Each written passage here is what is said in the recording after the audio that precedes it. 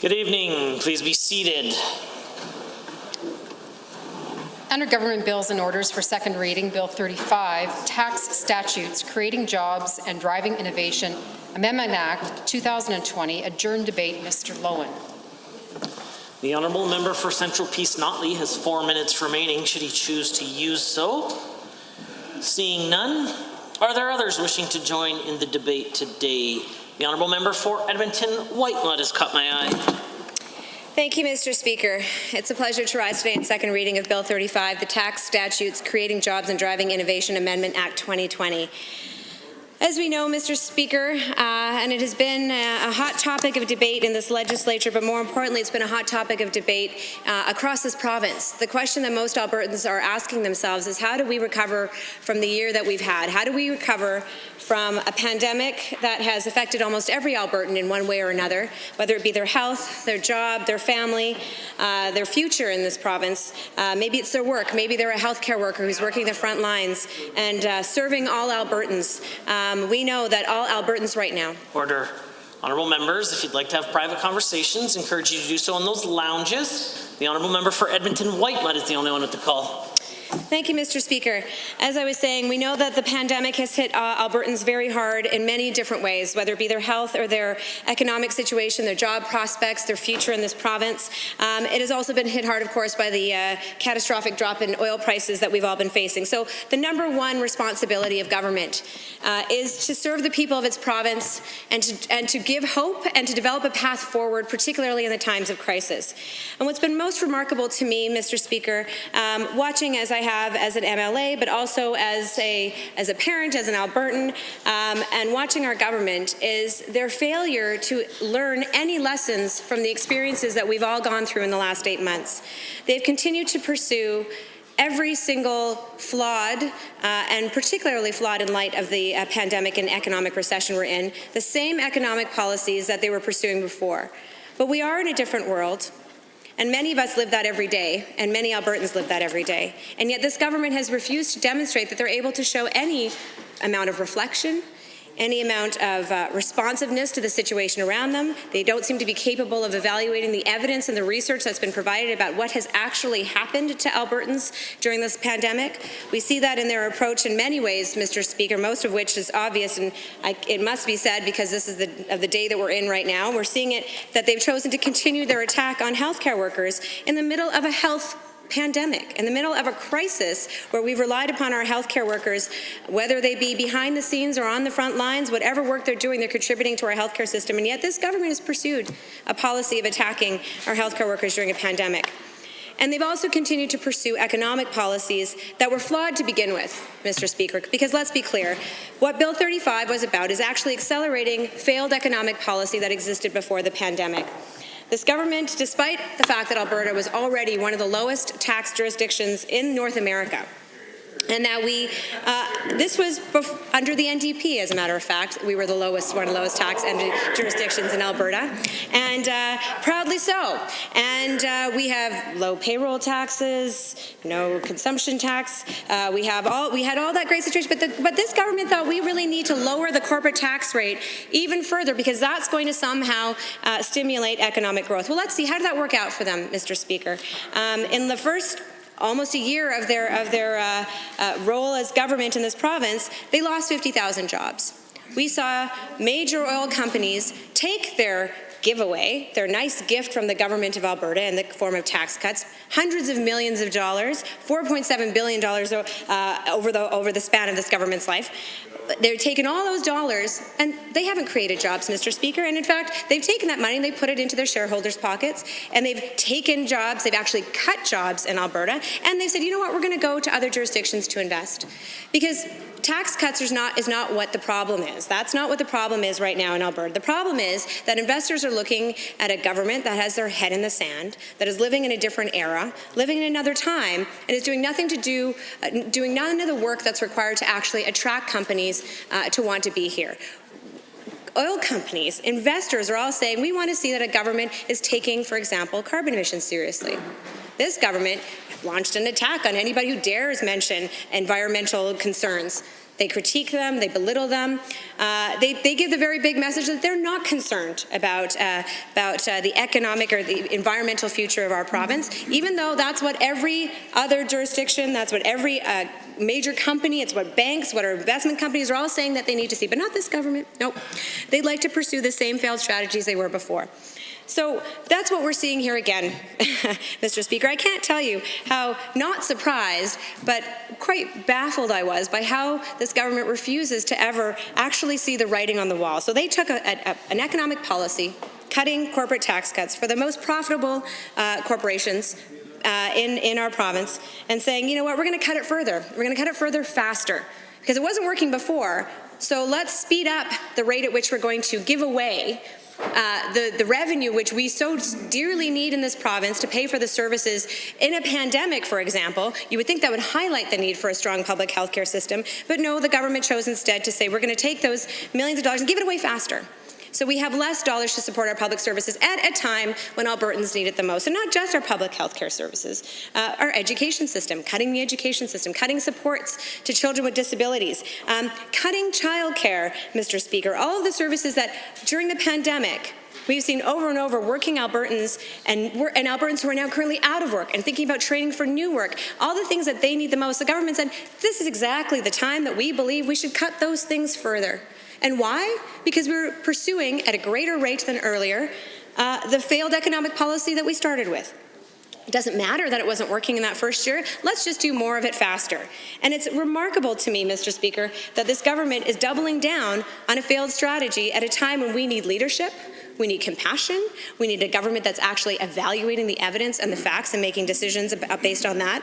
So I'm not surprised. I mean, really, so far to date, we've seen that this government will not, in any time, look at the evidence and research about what's actually happening in this province. They're just going to continue to pursue their failed ideological strategy, and that's what we see again, Mr. Speaker, with Bill 35.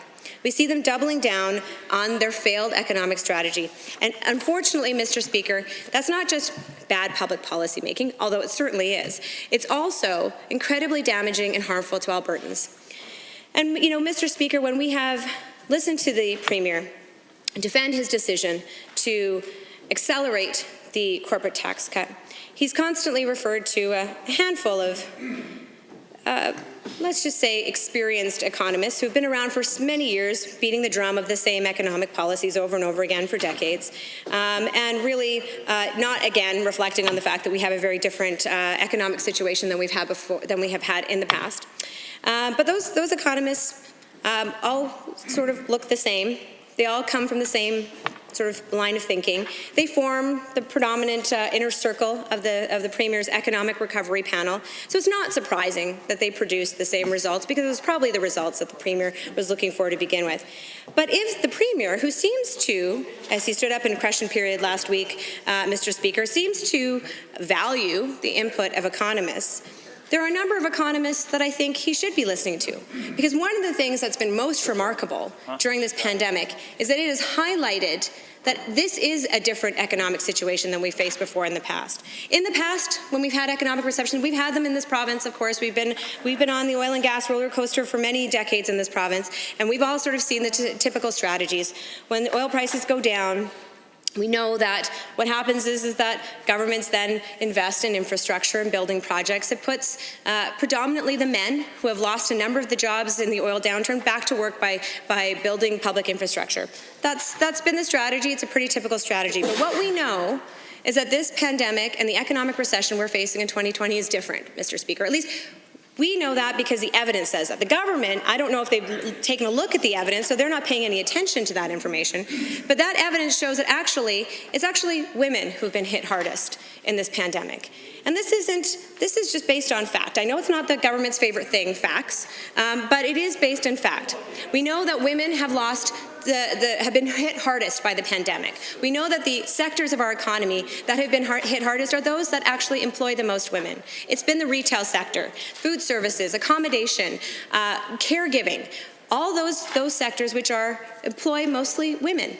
And so those women are the ones who often lower paying jobs, who have lost most of their work. They've also reduced the number of hours. And then we've seen, of course, with the shutdown of the childcare sector for complete closure for a couple months, school closure for 3 months, and the slow reopening of childcare, and then the reopening of school system in September amidst a lack of support for a proper safe school reopening, which has led to a lot of parents either not being able to find childcare, not being able to afford childcare, or not feeling safe about sending their kids back to school. Again, all of that is in a context that has been created by this government. This government crippled the childcare sector even before the pandemic hit. They cut significant quality standards. They cut critical operating grants. They had indicated and are now following through on the end of the $25 per day program, which is about affordable childcare at a time when Alberta working parents need affordable and accessible childcare more than ever. So the childcare sector is in shambles. It's operating at about 50% capacity right now, Mr. Speaker. But more importantly, for parents who've lost work or lost hours of work, and let's be clear, it's mostly women who have stayed home to take care of children without access to childcare, those women can't afford to send their kids back to childcare. They can't afford to go back to work. They can't afford to increase their hours. They can't afford to go train for new work. And if they're not feeling safe about sending their kids back to school, maybe because they are not confident in this government safe school reopening plan because they invested no dollars in actually ensuring that there was physical distancing in classrooms. If they have a health condition in their family, they are going to opt to keep their kids home. And guess who's staying home with them? It's women. So economic recovery is not going to happen unless we find a way and utilize strategies to get women back to work. Now, I know that's not a very comfortable place for this government to live in.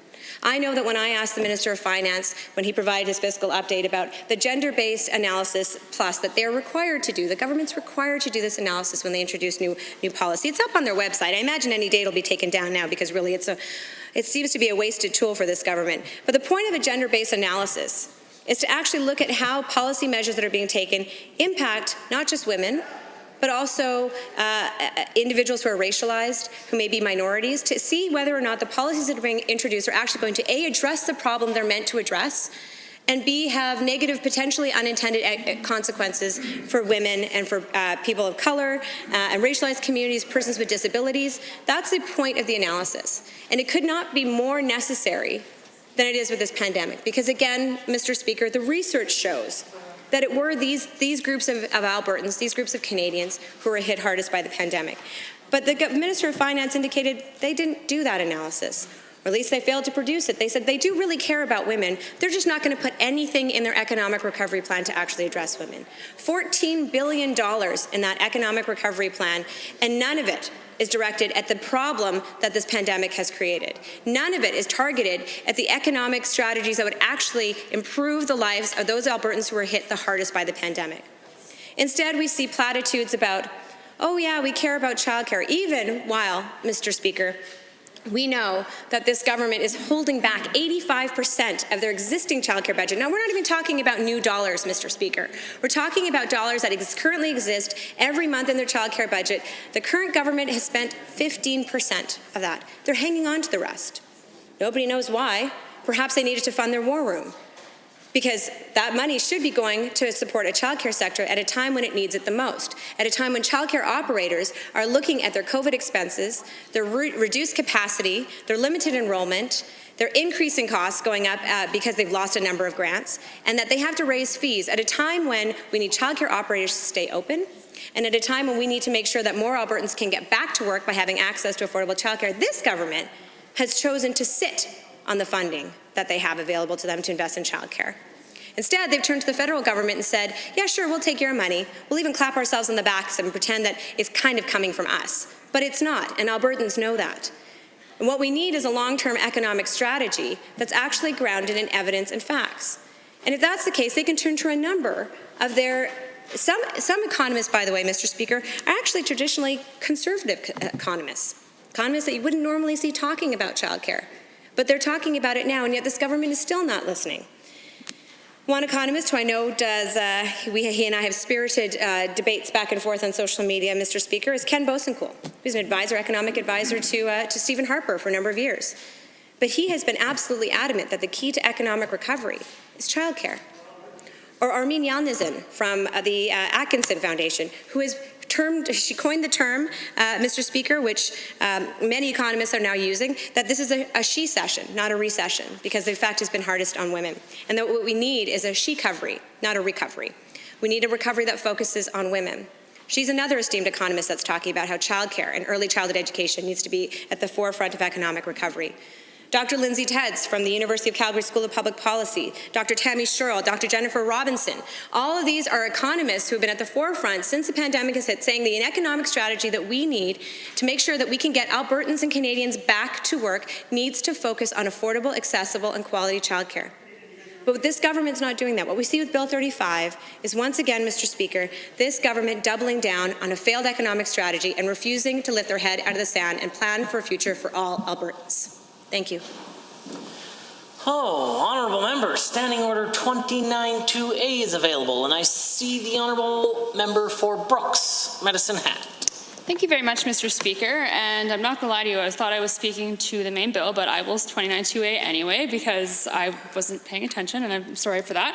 I just wanted to respond to some of the comments by the member opposite, which I believe are well-intentioned, because, I mean, who doesn't want women including in the economy? I mean, we know that women are part of our make up half of our province and therefore half of our workforce. They're strong, they're resilient. They have shown us through this pandemic that they are, and every day, that they do it all. And I know that we all have different opinions on what the best way to get there is, but I truly do believe that we all are well-intentioned, and nobody here wishes bad things upon Albertans or wishes for Albertans to not succeed. But when I hear comments like we've heard on Bill 35 writ large and before, it's almost like the opposition is cheering for Albertans to fail so that they can come along and claim victory. And Mr. Speaker, I find this disheartening. And I also find it appalling. I think we need to be, I don't understand why this is the only opposition in Canada which has no desire to work with the government, which has no desire to work with the government to support working families and working people. Mr. Speaker, I had a meeting with childcare providers in Medicine Hat on behalf of the Minister of Children's Services. And we spoke to several childcare providers who spoke against certain restrictions upon their businesses, such as things like cohort sizes, recognizing different symptoms, and talking about freeing up restrictions when it comes to childcare facilities so that they could be more profitable and serve more families. Mr. Speaker, the women across this province, the people in the childcare industry are innovative, and when the Minister of Children's Services came down, they spoke to her about all these concerns, and I can say that she's been extremely responsive, hosted several town halls, met with thousands of childcare providers across this province, and has done an excellent job in making sure that people's voices are heard, Mr. Speaker. And, I would also like to note that the member opposite was speaking about these precarious jobs and minimum wage jobs that many women are working in this province. That's a fact. There are a lot of women working in lower wage positions, such as in the hospitality industry and others. And what I find ironic is the member opposite is suggesting that our recovery plan, the Alberta Recovery Plan, does not take into consideration these women, when her own leader was on record the other day asking for restaurants to close at 10 o'clock. These are the same women that would be not benefiting because they wouldn't be allowed to work because the members opposite have a bad feeling. Our government knows that we need to keep our economy open. That's why we have a bold and targeted economic action plan. That's why the Minister of Finance has presented this. And I'm not an economist myself, and I don't believe there are any, I don't believe there's anybody with a PhD in economics in this chamber. But, it does really blow my mind that members opposite would discredit the work of the economists such as Mr. Jack Mintz and Bev Dalby and others. I'm not sure if they would rather us use Friedrich Engels, but it's concerning to me that this is politics of fear and division comes even into this when we're speaking about a gendered response to the pandemic. And we don't need I've said this before, and I'll say it again, and I'm sure I'm going to receive flack for it, and I'm sure somebody's tweeting about it now, because why wouldn't they be? But it amazes me, Mr. Speaker, that we think we have to do these special things to make women more part of things, or we have to pull up a special pink chair for them, or we have to, almost placate to women. We don't. We need a strong working economy that works for everyone in Alberta, that includes Alberta women. And one of the ways we're going to do that is by consulting the women themselves. We need to make sure that we are having a conversation with Alberta men and women to figure out what is the best solution for them. And that solution is not destroying our hospitality industry by closing early. It's not by imposing further restrictions. It's not by increasing lockdowns. It's not by decreasing their capacity. It's by allowing them to stay open and find innovative solutions to ensure that our economy can keep going. So, Mr. Speaker, I would just like a time check on 29.2a, if you don't mind. 10 seconds. So, Mr. Speaker, I'm very proud to stand and support Bill 35, the Tax Statutes Amendment Act, and I would implore the opposition to do the same. Honourable members, that concludes the time allotted for 29.2a. Is there anyone else wishing to join in the debate? See the honourable member for Barrhead Westlock. Athabasca Barrhead Westlock, Mr. Athabasca Speaker. Barrhead Westlock. Thank you. It's all yours. Thank you, Mr. Speaker, and it is my pleasure to speak tonight to Bill 35, the Tax Statutes Amendment Act. An act I believe that is positioning Alberta to compete long-term. And I find it appalling that the opposition continues to go down a narrative of giving tax money away. When we're reducing a tax rate is essentially taking less out of the pockets of the businesses that we allow to operate within this province, the businesses that create the jobs, create the wealth to pay for all of the services that we expect as Albertans. And Mr. Speaker, in the wake of the COVID-19 pandemic, our government offered a sign of hope to Albertans with the Alberta Recovery Plan, a plan that outlined our goals for our province and the necessary steps needed to get to recovery. As part of our plan, we promised to accelerate both the job creation tax cut and introduce the Innovation Employment Grant. Now, with Bill 35, our government is living up to our adage of a promise made and a promise kept. Arriving a year and a half ahead of schedule, part of the bill, the job creation tax cut, embodies our government's hardline belief in Alberta businesses. As we continue to recover from the economic fallout caused by the COVID-19 pandemic, our government is more committed than ever to making Alberta the most tax competitive province in our country and a top business destination for investment. In July of this year, our government lowered Alberta's corporate tax rate from 10% to 8%. While a 2% difference may not seem like much, this cut is 30% lower than the next lowest provincial rate. At the same time, the combined federal-provincial tax is the lowest in Canada and is even proportionally lower than 44 of the 50 states, meaning Alberta is one of the most tax-competitive business jurisdictions in North America.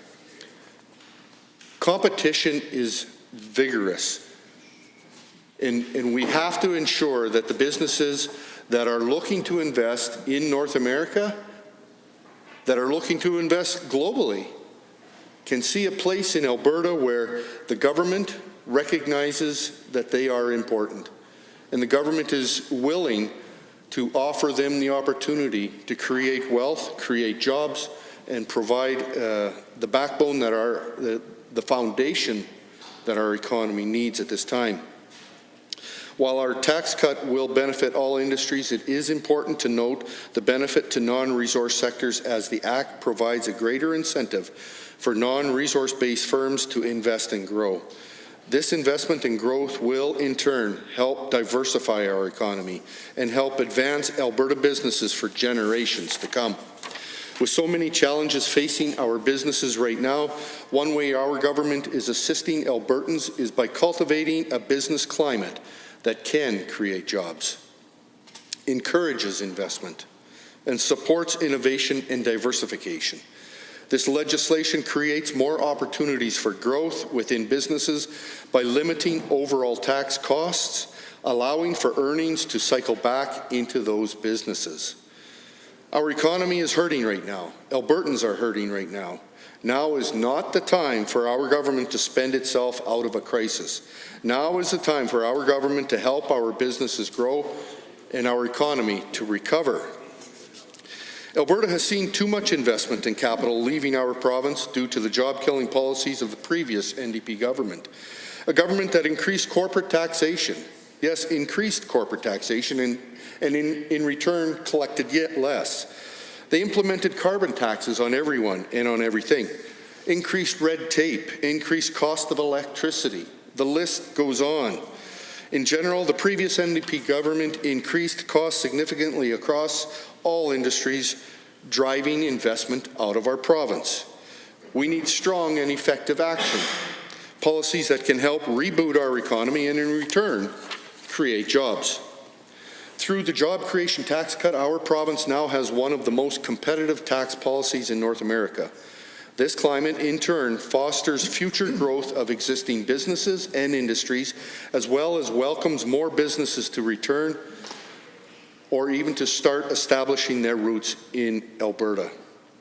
The re-emergence of new and returning businesses will lead to additional jobs and productivity, translating into increased revenue for our province over time. Simply put, we are investing in Alberta's long-term future, not a get-rich-quick scenario. Mr. Speaker, the second part of Bill 35, the Innovation Employment Grant. The Innovation Employment Grant helps to usher in advancements and innovation in Alberta while creating jobs. The Innovation and Employment Grant encourages economic growth from the bottom up by supporting small and medium-sized businesses that invest in research and development. By investing between $60 to $70 million in 2021, the grant incentivizes further growth and innovation in Alberta. I cannot stress enough how much our government believes in advancing Alberta's businesses to better compete on the world stage. Albertans know the potential of our province, and our government is staking a claim in that belief. This legislation is our pledge to Albertans that we believe in our province's capabilities, and we want to see innovation happen right here. We want an Alberta that competitively leads by example, not just in our country, but globally. The Innovation Employment Grant provides an adequate incentive to Alberta businesses to think big and try new things. As many businesses know, the extent of thought is often limited to the limits of the budget. However, through this legislation, we want businesses to worry less about the restraints on their ideas and more about the larger capabilities. Bill 35's Innovation Employment Grant will reward increased research and development spending of Alberta businesses. Again, this grant focuses on small and medium-sized firms, so even the biggest ideas will not be restricted to the extent of their company's resources. At the same time, this grant will also support job creation as it provides more money for companies to invest less of their own capital into research and instead into increasing their workforce. In other words, the grant will free up more money for firms to employ Albertans. As these businesses continue to grow with the support of the grant, they will gradually be phased out of the Innovation Employment Grant and into a more self-sufficient model that will then benefit from the job creation tax cut. It is our every intention for businesses to thrive. Therefore, it is important to continue to offer supports that meet businesses where they are at. This adaptive approach allows for less government spending over time and increased revenues as more businesses become self-sufficient. This legislation looks to assist Alberta businesses by offering a hand up, not a handout. In other words, the job creation tax cut and the Innovation Employment Grant give businesses the supports they need to build their success in whichever direction they choose. While they must meet the criteria to apply, our government has no interest in commanding businesses to do what we want. That is just not realistic or feasible. Instead, our government wants to reward Albertans who choose to think outside the box. This does not mean they have to reinvent the wheel. Rather, it means they may dictate what areas their specific sector may need to improve. As the Reverend William Butcher once said, you cannot bring about prosperity by discouraging thrift. You cannot keep out of financial trouble by spending more than you earn. You cannot strengthen the weak by weakening the strong. You cannot help the wage earner by pulling down the wage payer.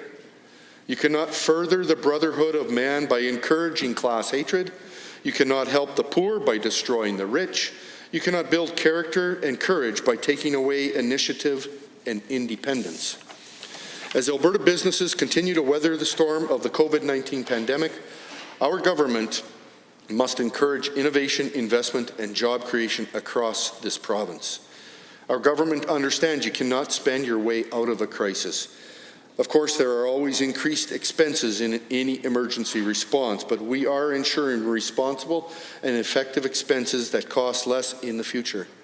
In other words, the Tax Statutes Amendment Act is an investment in our future.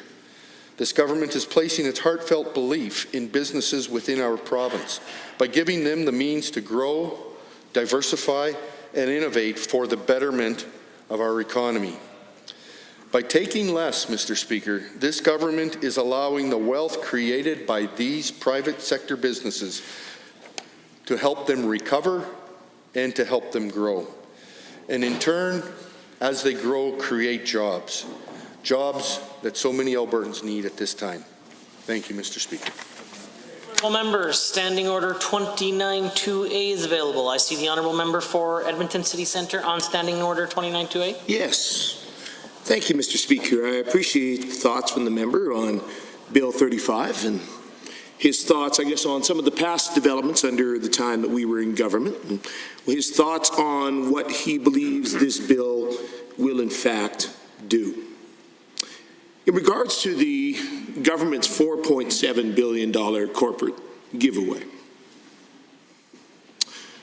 he says that they are taking less to help businesses recover, to help them grow, to help them create jobs, Mr. Speaker. He spoke specifically of how Albertans need jobs. I would note, Mr. Speaker, that so far, not a single job has been created in Alberta as a result of the millions of dollars that this government has shoveled out the door as part of their corporate giveaway. Every dollar has picked up and left this province. We have lost jobs. The companies that took millions of dollars from this government have taken jobs out of the province of Alberta. And indeed, just today in question period, we were asking the Minister of Energy to provide us with the information about the latest of that, as we see both Husky and Cenovus in their merger looking to eliminate further jobs in the province of Alberta. So whatever this government's intention is with their corporate giveaway, it is not, in fact, helping any business recover in Alberta or grow in Alberta or creating a single job in Alberta. It is doing nothing to help Albertans. Now, the member, perhaps someday he may be a minister. I could see it happen, but at the moment he is a member. He also spoke of our government and talked about us driving investment out of Alberta, Mr. Speaker. And he spoke at length about his government's new innovation employment grant. Let me be clear, Mr. Speaker, the IEG is far from innovative in any way. It is a barely restoring what this government tore down. And their own Innovation Capital Working Group said as much. Indeed, they talk about how this government drove tech and innovation out of the province of Alberta. And their IEG will not even come into place until July 1st of next year. So we are hoping that tech and innovation companies will hang on until then, after this government already clearly sent them a message that they were not wanted here, before this government woke up to the fact that diversification is not, in fact, a long-term luxury for the province of Alberta, but an absolute necessity now, and that tech and innovation are an essential part of that. Indeed, their own Innovation Capital Working Group said the elimination of the provincial portion of the shred, which every province had, Mr. Speaker, but this government eliminated, and the Alberta Investor Tax Credit had created a perception amongst investors and startups that the technology industry is not a priority for Alberta and not a part of the economic mix for the future of the province. That is driving investment, economy of the future out of our province, Mr. Speaker. Now, as I've said previously, I'm glad that this government has seen some of the error in their ways and have taken some steps to repair the damage that they did. But they have no place to be, as this member just was, patting themselves on the back for introducing a tax credit grant that doesn't even come close to replacing what they tore away, or the investment that they cut from Alberta Innovates, or the chaos that they created throughout the tech and innovation industry when they stripped those with no prior notice, no consultation, and offered nothing for months afterwards. So I hope they will learn from this. I hope that they will continue to restore the advantage that they took away from the province of Alberta, that they will indeed work to make Alberta the most competitive province in Canada in tech and innovation. They've got a ways to go to get there. I will applaud them if they actually do it. But I will not stand here and listen to critique from members when they themselves have done so much damage. Honourable members, that concludes the time allotted for 29-2A. Is there anyone else wishing to join in the debate? The honourable member for Calgary, Buffalo. Thank you very much, Mr. Speaker, for the opportunity to speak the first time to Bill 35. And, you know, I really benefited from listening to the views of members of the government who spoke in defense of Bill 35.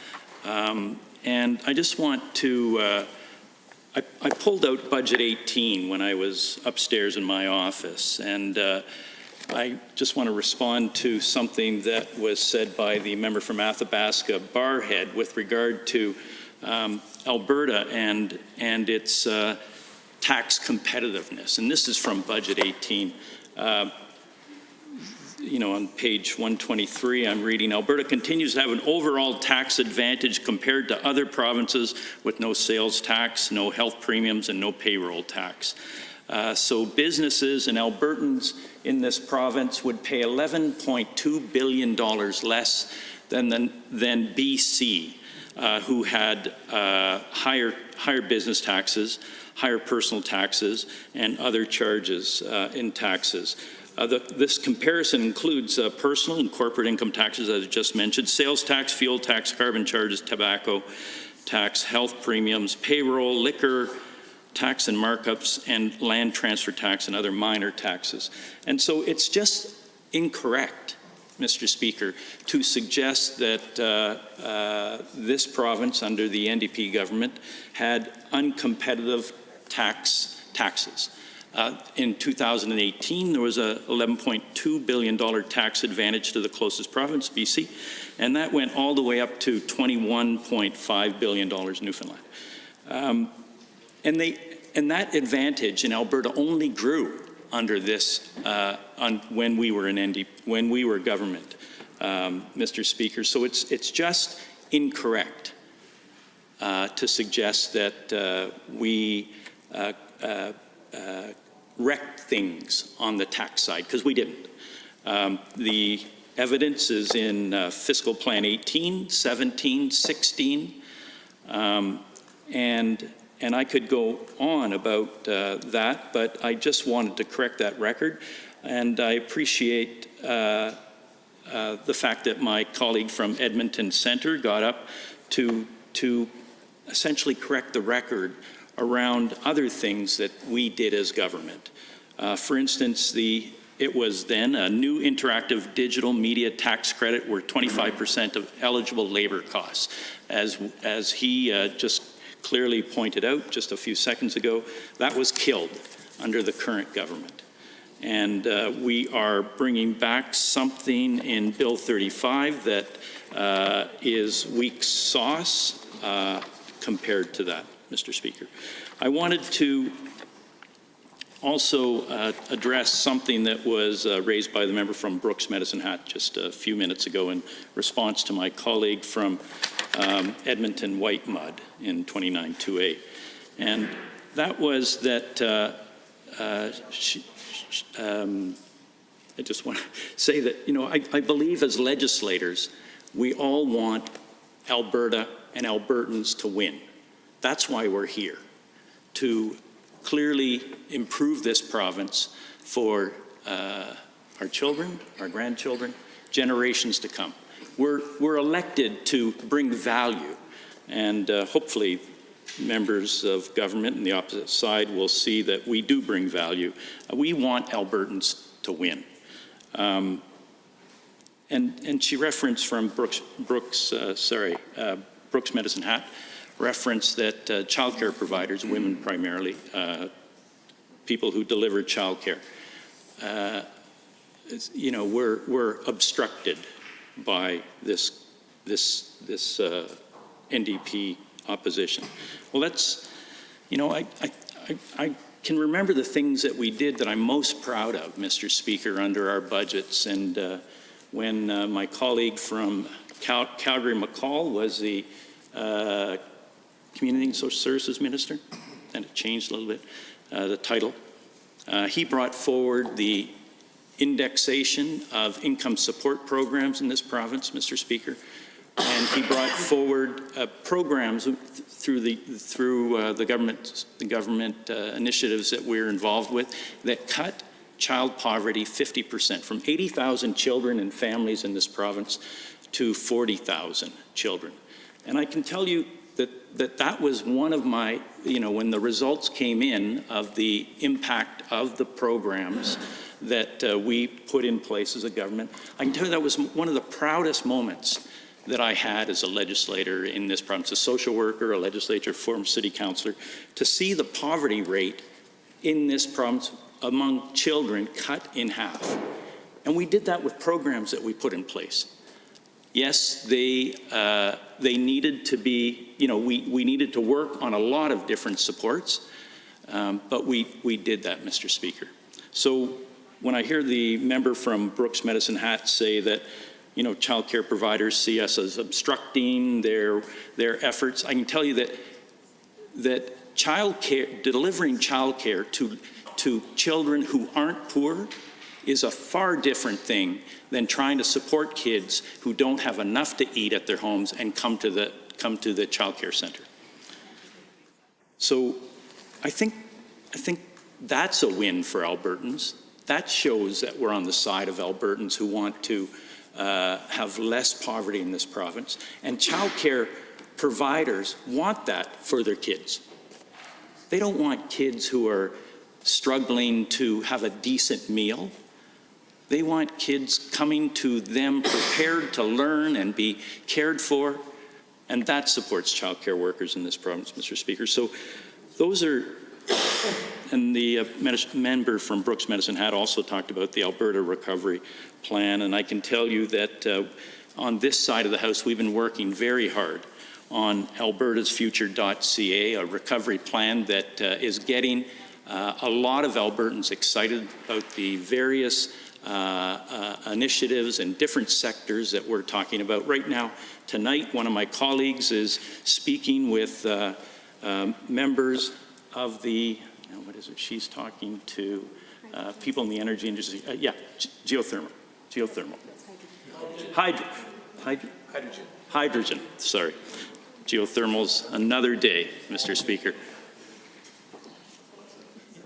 But she's talking about a hydrogen plan with those stakeholders, and that's just one of 17 different initiatives that are on Alberta's Future.ca that we are engaging Albertans all across this province on, and we'll have a lot more information to bring forward to the House, to bring forward to Albertans in that regard. I just want to go back to the fiscal plan budget 2018 and just talk about a few more of the things that are here that were brought forward in that plan that regrettably this government saw fit to eliminate. And one of those is the Alberta Investor Tax Credit and the Capital Investment Tax Credit that we extended to 21-22 under budget 2018. And I just want to give members of the House a little bit of context about why that came about. It came about because when I was finance minister, I would, like the current finance minister, go around the province and talk to chambers of commerce in various cities and towns, talk to different stakeholders and boardrooms, and repeatedly, one initiative that was brought forward was an investor tax credit and a capital investment tax credit. And the chamber in Calgary was very strong on that coming to fruition during our term. And they started talking to me about it in late 2015, early 2016. And we took the opportunity to listen, to work with them, and bring it in, as you can see, in 2017. So, the other thing that we did as a government that this new government has chosen to not do is to index personal income taxes. And, I know that that indexation came at a cost. In 2018, it was $65 million. But this government has chosen not to do that. And so what that means is that Albertans are paying more in taxes. And at a time when many are struggling across this province, we know that hundreds of thousands of Albertans are out of work right now. Over 290,000 Albertans are struggling to find employment, and it is challenging as companies continue to be rocked by the pandemic that we're all in right now. So that's not a good thing to to not index these personal income taxes. There's some parts of this bill that are mirroring the federal government's statutes. That occurred regularly when we were in government, and we brought those tax statutes forward for debate, and they typically went through quickly. So those aren't the issue and what I'm concerned about here today. The other things, Mr. Speaker, that I want to focus on with regard to our, I think one of my colleague from the community of the riding of Athabasca Barrhead talked about it in terms of giving up tax base, and saying well, the $4.7 billion is what I'm talking about, Mr. Speaker, which was in a previous budget by this government, the $4.7 billion. And we know that wealthy shareholders have been the beneficiaries of that. It was spoken of as a way to stimulate the economy, give it a shot of adrenaline, give it a shot in the arm to get everything going faster in this province, investments, job creation, job retention. All of those things were the reasons it was brought forward, but regrettably, for many reasons, that has not happened. As I said, 290,000 Albertans are out of work. So, as my colleague from Edmonton Centre just talked about, companies have used those monies, not having to put those out in taxes, and benefited from them, but Alberta hasn't benefited from them. And we're told, again from Athabasca, Barrhead, that that this is a long-term play, that we need to think of this as a long-term investment. Well, that's really how we thought about the Alberta Investor Tax Credit and the Capital Investment Tax Credit, things that would benefit people who brought money to the table. They could then know that the taxes they paid in the future would be less as a result of the money they put on the table. But this long-term investment has really not turned out very well, Mr. Speaker. I think anybody looking at this would agree that before the pandemic, when the $4.7 billion tax giveaway was in place, 50,000 jobs were lost by this government. The deficit has more than doubled, Mr. Speaker, to $24.2 billion. And that's the highest it's ever been in Alberta. And we know that the economy has contracted in this province. When I've got Fiscal Plan 2018 before me and Fiscal Plan 2017 and 16, there was growth in this province, Mr. Speaker, even with a significant drop in the price of oil, which was an international event, not one caused by the presence of an NDP government in this province, but one caused by the cartels and others having a prolonged battle that affected our energy-producing companies and this province. So we saw that take place, Mr. Speaker, but we still grew in this province. We grew in part because we leaned on infrastructure development, as everybody knows, and that counter-stimulus benefited Alberta.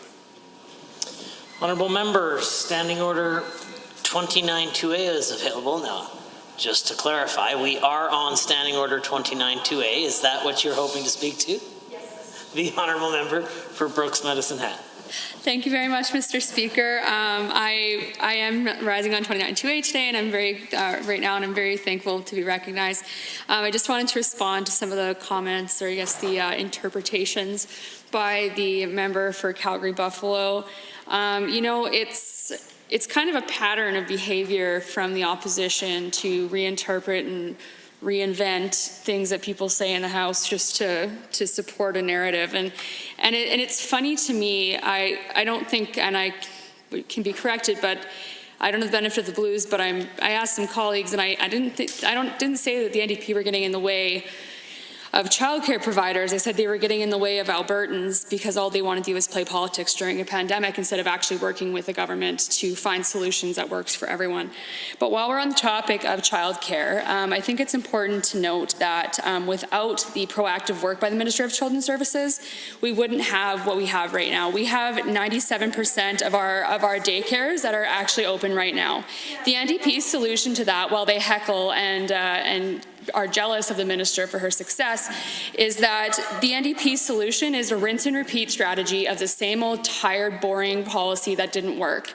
We see the NDP putting forward albertasfuture.ca with more tired policy. And then my personal favorite is that, Mr. Speaker, the NDP, they talk about this innovative strategy. Well, 10 days before, we released a hydrogen strategy. The NDP could have just done a good job, but instead they had to create their own press release and do their own song and dance and parade it out there like they knew what they were talking about. But anyway, we're back, and I don't understand why we can't just come into this House in a spirit of cooperation. We can't have a conversation like adults about the ability for us to get Alberta's back on track. And at the end of the day, that doesn't happen by shutting down our industry. That doesn't happen by increasing more restrictions. And it doesn't happen by cutting off the knees of small business owners and cutting off providers at the knees who need help. So, Mr. Speaker, I would implore, like I said before, the opposition to think deeply about how they respond in this pandemic. I think it's one thing to want to be reelected in 2023. 2023. I think I speak for all members when I say that it would be nice to be reelected in 2023.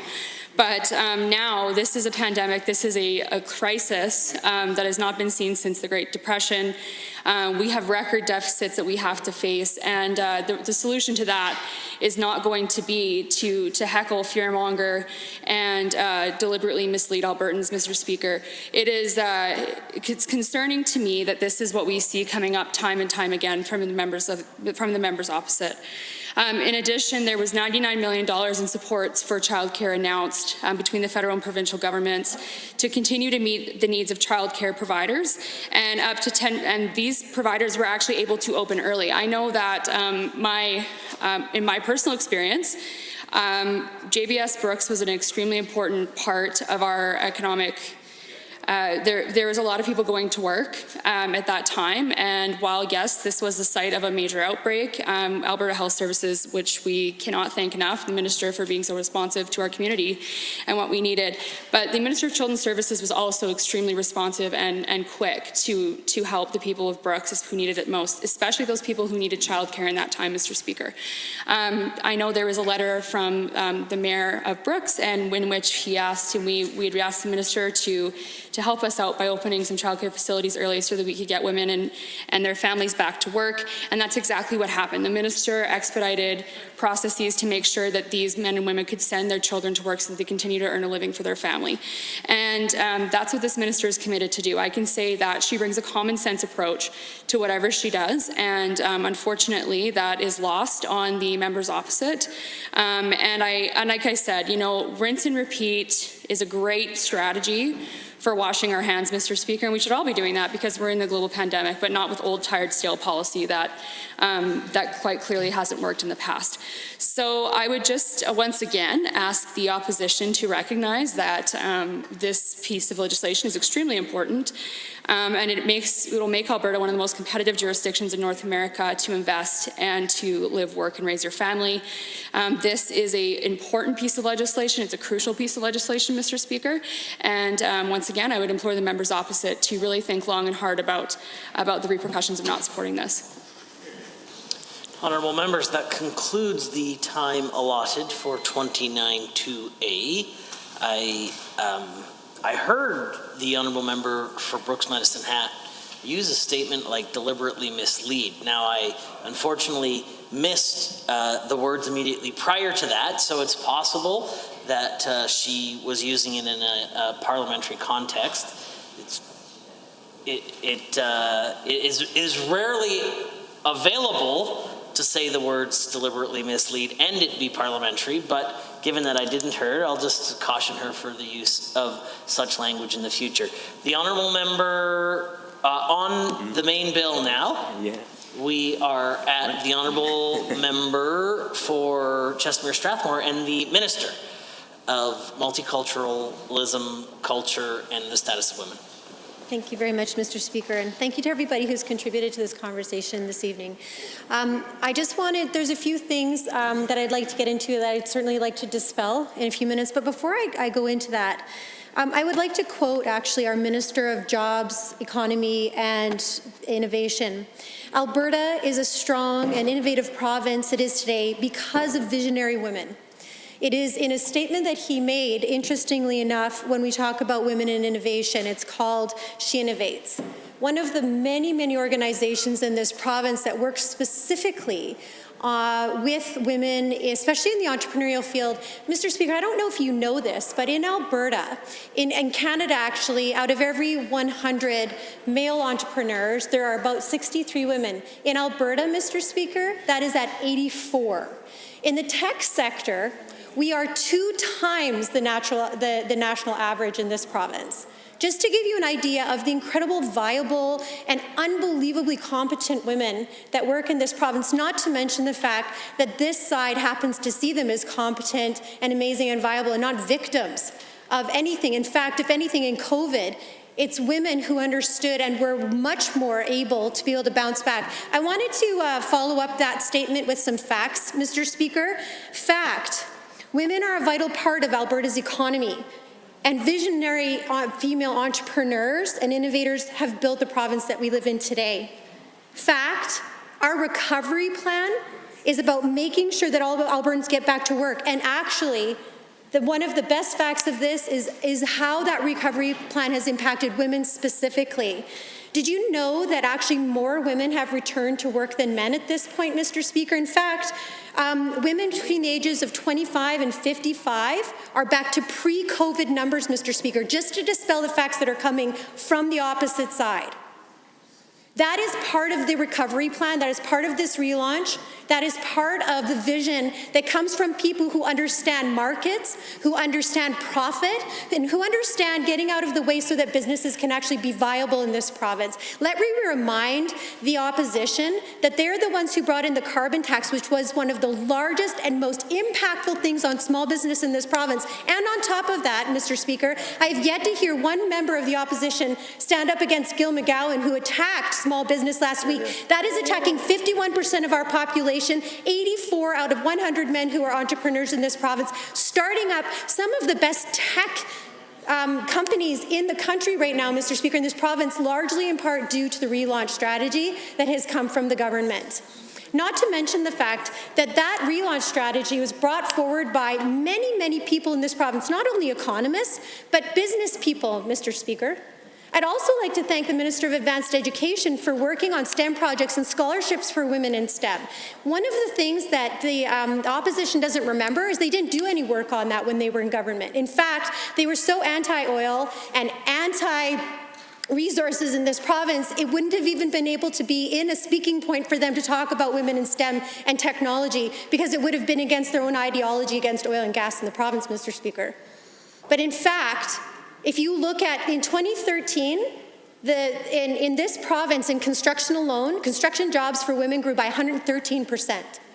Imagine, with the relaunch strategy that we have right now, that includes infrastructure, that the opposition seems to think that none of those jobs are going to impact women at all. Well, with the opportunities to come forward, I don't know. I happen to think women are quite capable of pretty much doing anything that anybody else can do. And given the opportunity to be able to do so, I can hardly wait to see how the hardworking, resilient women of this province come forward and prove them wrong.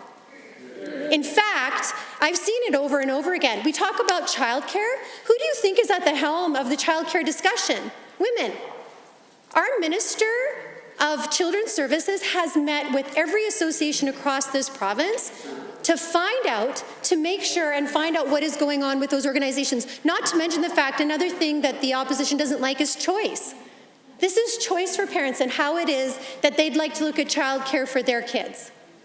Not to mention the fact that she opened childcare immediately to make sure that frontline workers were able to get back to work as soon as possible. But what's really interesting, Mr. Speaker, and I think the part that I find most disturbing is that every time the government and Albertans try to move forward to open something up, that government is telling us we should shut it down.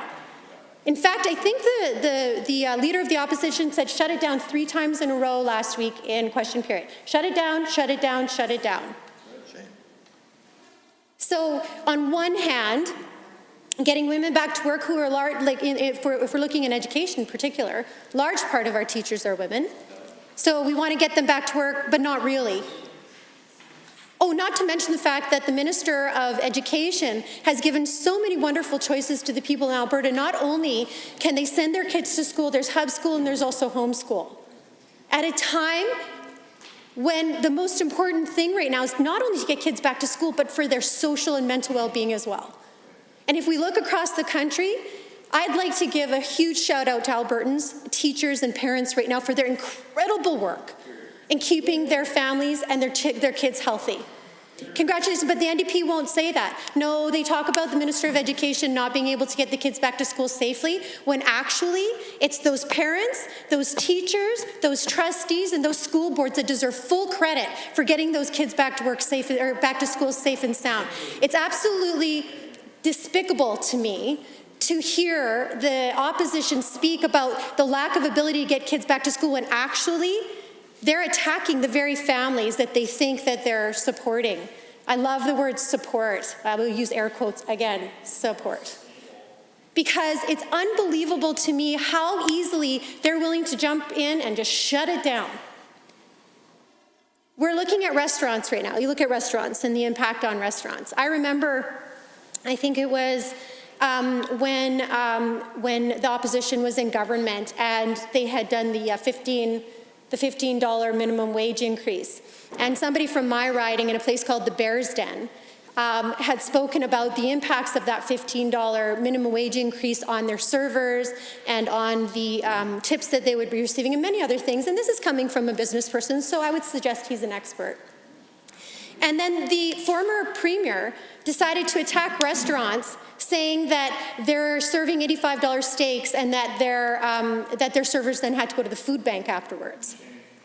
Attacking small business, literally in a province that is uplifted by its small business and small business entrepreneurs. And yet, not a single member of the opposition, Mr. Speaker, has spoken out against Gil McGowan. Not one. And you know, the member from Calgary Falconridge spoke about this last week, saying about how it hurts.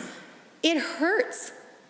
It hurts every single one of those women that puts every dollar risking into her business to make sure that they can create a business in a province where the environment is there to have it happen, and then have people who supposedly care stand up and say, small business doesn't matter. And in fact, the part of Bill 35 is talking about those small and medium businesses, about research and development, which is exactly where women are heading. That is why we are putting dollars into funding STEM scholarships. Did you know Muriel Cheriton was the second woman to graduate from engineering in the University of Alberta, 1968? And she speaks about all the time, even at that time, about the importance of STEM and how we were losing some of the best and most brilliant minds by not inspiring them to go into STEM. And it's not even about the degree, Mr. Speaker, it's about an interest in innovation and technology. And about really, really engaging with these young girls and women to look at other opportunities, to be able to have those wonderful, sustainable jobs that is the future of this province. You know, it's interesting because the opposition was talking about the lack of funding and interest into tech and innovation in this province. I remember a Bugs Bunny cartoon, "It is to laugh, ha ha ha." I don't know if you remember that, but it is absolutely laughable that they would look at what we're doing and compare it to what they were planning to do, supposed dollars that were supposedly going into tech and innovation when actual dollars are going in here. And it's not even the money, Mr. Speaker. It's actually not about funding the projects. It's about creating an environment where it's successful, where it's possible. And every time somebody like Gil McGowan stands up and attacks the very people of this province, straight up, and justifies it, it's absolutely heart-wrenching for those people. I'm a small business person. I put everything I had into my business. Everything. Dragged my kids. I mean, my husband and I have had, I don't know, probably 7 businesses between us. Our children have grown up in all of those businesses, dragged through Costco and shopping carts and everything else to buy products and this and that. But it was a beautiful part of being an Albertan, of being able to participate, of growing my business. You know, I had my youngest in a Snuggly when my husband had one of his businesses, and I'd be behind the counter talking to every single one of our customers who came in. And you know what was interesting is that as my younger one got older and his diagnosis was coming in with autism, we would have these discussions just across the counter about my son, and we would talk about with other parents with some of the issues that they were going through. And these were beautiful conversations that happened as a result of me being in my business on the front with a baby in my Snuggly, talking about things that moms talk about across the counter. And let me tell you, I outworked every single guy who ever came in front of me. And that's why that business was successful, with a baby. And as a result of that, our children now who are 22 and 24 work in those businesses with my husband, proudly so. Know how to talk to people, know how to engage in a conversation, know how to make people feel welcome in our businesses, understand the privilege of what it's like to be in this province and be able to start a business like that. You know, we are right now at the cusp of a change, of an opportunity where we actually could all work together. Great ideas come from both sides. There's not a need to just destroy everything that comes up. I mean, we've seen today that we're able to work together. We're able to do these things together. There's lots of great ideas out there. But this is a matter of actually being able to be able to understand and listen to each other and understand this. One of the things you always see about here in Alberta is if you can see it, you can be it. The can-do attitude, right? There's a whole bunch of us on this side that have owned our own businesses. All of us have heard that can-do attitude. The fact that my customers could phone me at any time of the evening, at the night, to have a conversation. When I was teaching music, I had parents calling me sometimes at 11 o'clock at night, you know, because they'd left their music or their kid, whatever the reason was. But the thing is that you built up relationships with these people and you trusted each other. You know, in a small town like Chestermere or Strathmore, a lot of it is small business. And one thing I wanted to mention is that the member from Whitemud was talking about tax dollars going to corporations. I don't know, am I mistaken? Do corporations not hire women? Am I mistaken in that? I thought so. I thought maybe I missed that. I'm pretty sure that women are working for corporations and larger businesses that are going to be receiving tax cuts that are going to make a huge difference in their ability to be viable in this province.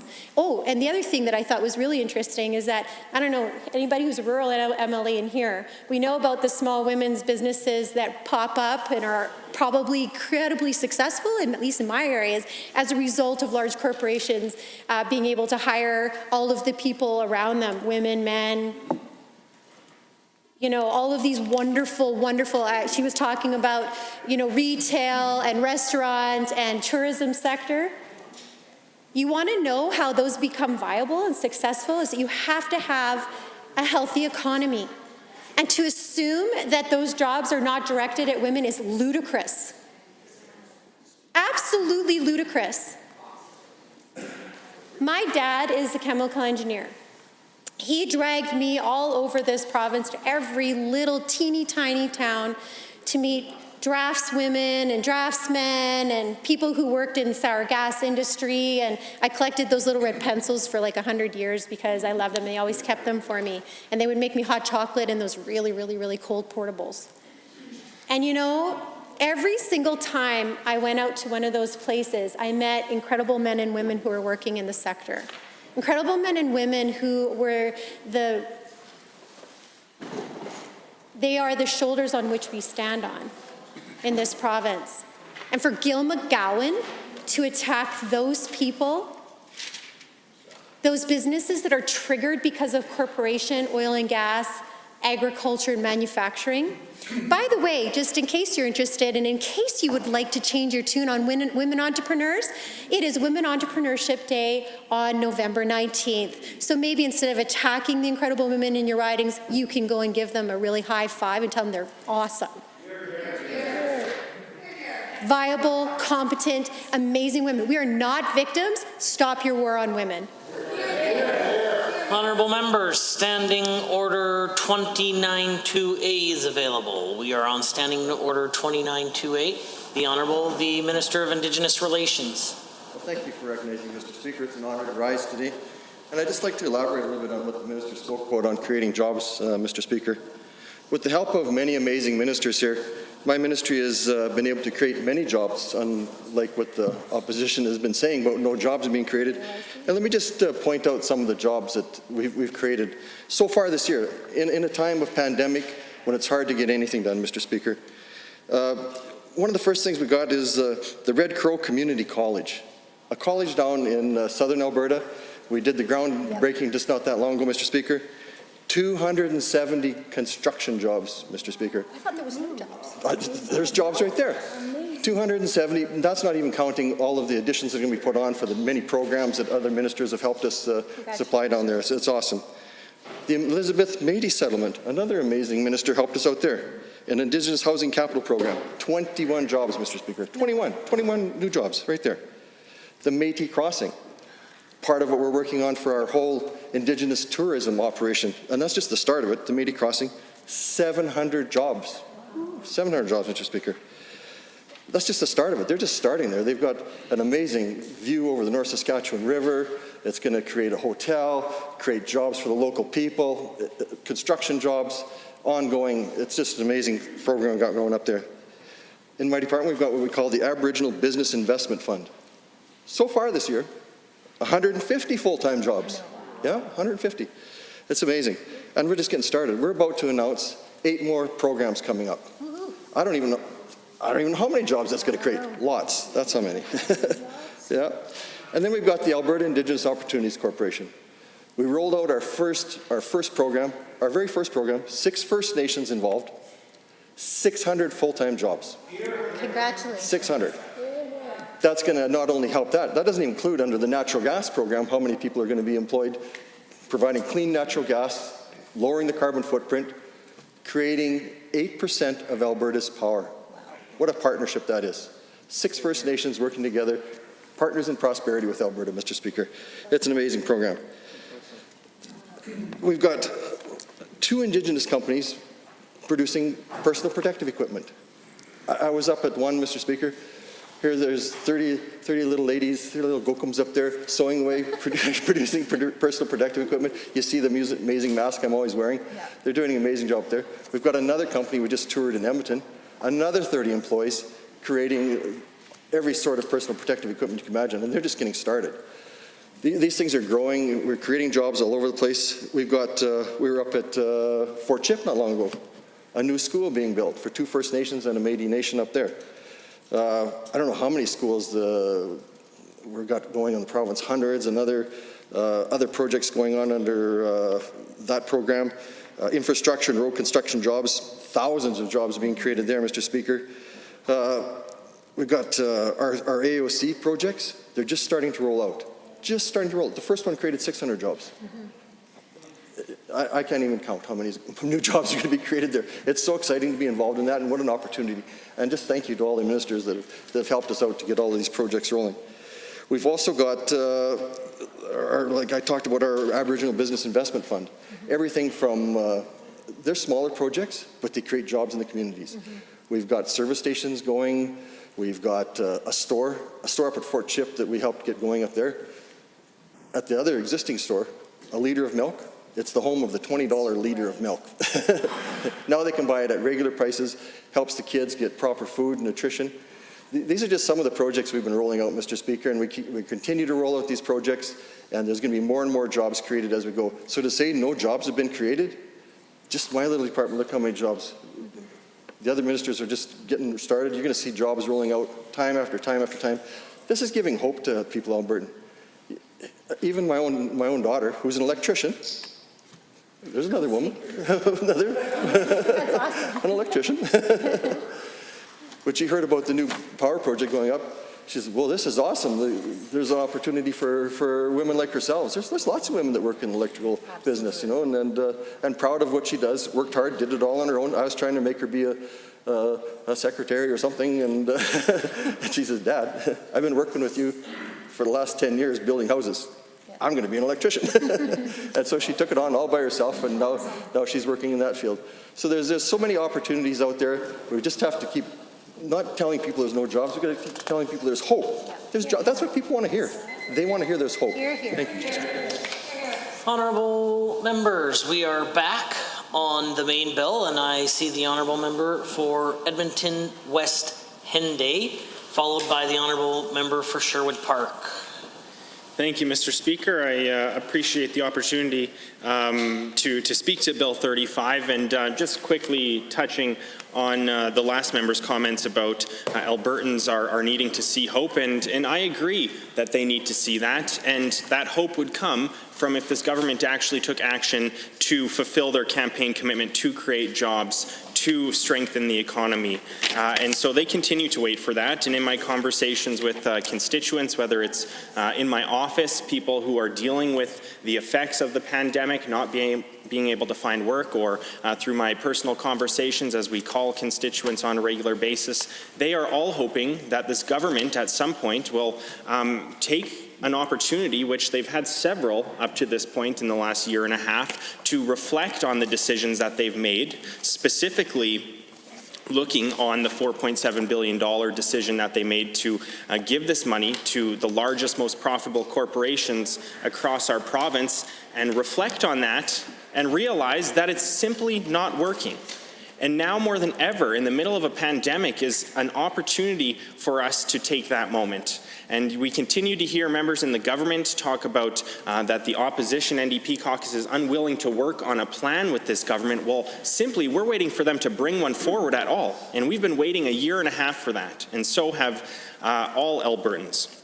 And you know, being in government is obviously not an easy job, and it's about making important and hard choices. And one of the choices that this government and this premier made was to fire their minister that was in charge of jobs and the economy. Now, I support that choice that the government made on that front, but unfortunately, I don't support the choice that they made to replace that person with the person that they did. And so unfortunately, here we are 1.5 years into this government's mandate with 0 jobs created. Going into this pandemic, 50,000 jobs lost, and once again, this government is doubling down on the $4.7 billion handout, which we've heard so much about. And of course, being in opposition, we took the opportunity to request what documents this government has seen, what documents the finance minister has seen to make such decisions to actually accelerate this program instead of stopping and changing course into something that might actually work.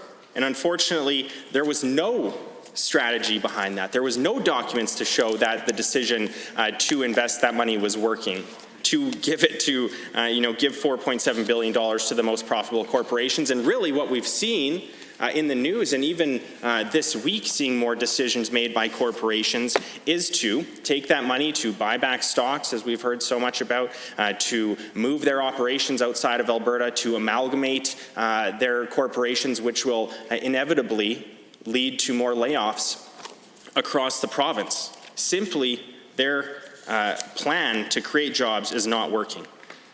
Now, I will remind you that in the beginning of this pandemic, while this government talks about how good of a job that they've done handling the economy through the pandemic, I will remind you that at the beginning of this pandemic, as the numbers were peaking in the first wave, that this government gave the city of Calgary 1 day's notice that they would be forced to close many of their businesses in that city.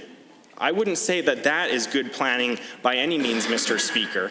And so, frankly, it's very rich for this government to say that they've been doing such a great job and that we could learn so many lessons from them if we would just listen, because it's simply not the case. And at the same time as that was happening, with very little time for that city to come to terms with what the decisions of the government were making, the government was also refusing to provide things like PPE for small businesses. And this was one of the main things that these small and medium-sized businesses were asking for. They were asking for direction and guidelines for how they could safely open their business. Another thing that this government was silent on, and really left a lot of these decisions up to those businesses. And there's no doubt that in most instances that those businesses were able to, because they understand a lot of the risks. But the fact is, they shouldn't necessarily have to make those decisions themselves. They should have a government that's competent enough to reflect on the important pieces of safety that needs to be implemented. And unfortunately, this government once again was silent on that front. Now, we heard a member of the government talk about the fact that through this legislation, through the corporate handouts that we've seen from this government and now the acceleration of that this is a policy that's building the economy from the ground up, which is simply ridiculous, Mr. Speaker. You know, we've seen this tired strategy over and over again, this idea that if we give enough money to the largest, most profitable corporations, that it will somehow trickle down to the people who need it most. And it's simply It's not working, Mr. Speaker. We've seen it in this case. We've seen it for decades before this. And unfortunately, there was a member in the government talking about tired ideas. This is really the most tired of them all. Now, Another thing that we hear from this government, as they cut supports for seniors, as they de-index AISH for people with disabilities in our community, as they claw back co-payments for medical coverage, not only for seniors, but for the dependents of seniors, as they claw back PUF funding for children that are even before the K-12 system trying to enter. This government says it's about sustainability, Mr. Speaker. I don't see what's sustainable about getting rid of these important programs or scaling them back to a point where it's not even effective anymore, Mr. Speaker. So we talk about sustainability, but they're gutting these programs down to the bare minimum. And I appreciate the member, I believe from Edmonton White, brought up the fact, I believe it was that member, who brought up the fact that we had reduced child poverty by 50%, something that I'm very proud of. Sorry, it was actually Calgary, Buffalo. My apologies, brought up the fact that we had reduced child poverty by 50%. Something that I'm once again very proud of, and those were targeted decisions that we invested money into programs like the Alberta Child Benefit. We once again indexed AISH, raised the amount of money that people with disabilities get from income supports like that program. We created school nutrition programs. And once again, these are decisions that the government came into power and cut those programs, cut school nutrition programs, de-indexed AISH. It's unbelievable, and somehow this government doesn't think that that's their responsibility to reduce child poverty in half. Or if they do, they have a funny way of showing it, Mr. Speaker. And so I would ask, how many more billions of dollars do we need to invest in giveaways to large corporations before this government sees a reduction in child poverty by half? Because I don't see it happening, Mr. Speaker. Now, I appreciate the minister that just rose to speak about some of the projects that this government has invested in and that has created jobs, and I appreciate that. It's important, and we have always talked about the fact in the NDP caucus that government dollars, especially in times of recession and in times where corporate dollars are drying up, it's especially important that government invest those funds. And so I appreciate that one member on that side is actually willing to admit that the government has a role in creating jobs, because if you took it from this finance minister, he would never admit that, or at least up to this point he has never. And once again, the same minister that said diversification is a luxury not that long ago, and now, well, he is adamant that he never said that, or that it was taken out of context, or whatever it may be, his answer is today. Unfortunately, it's a day too late. Well, many days too late, really. It would have been nice if that minister recognized the importance of diversification a year and a half ago, but here we are.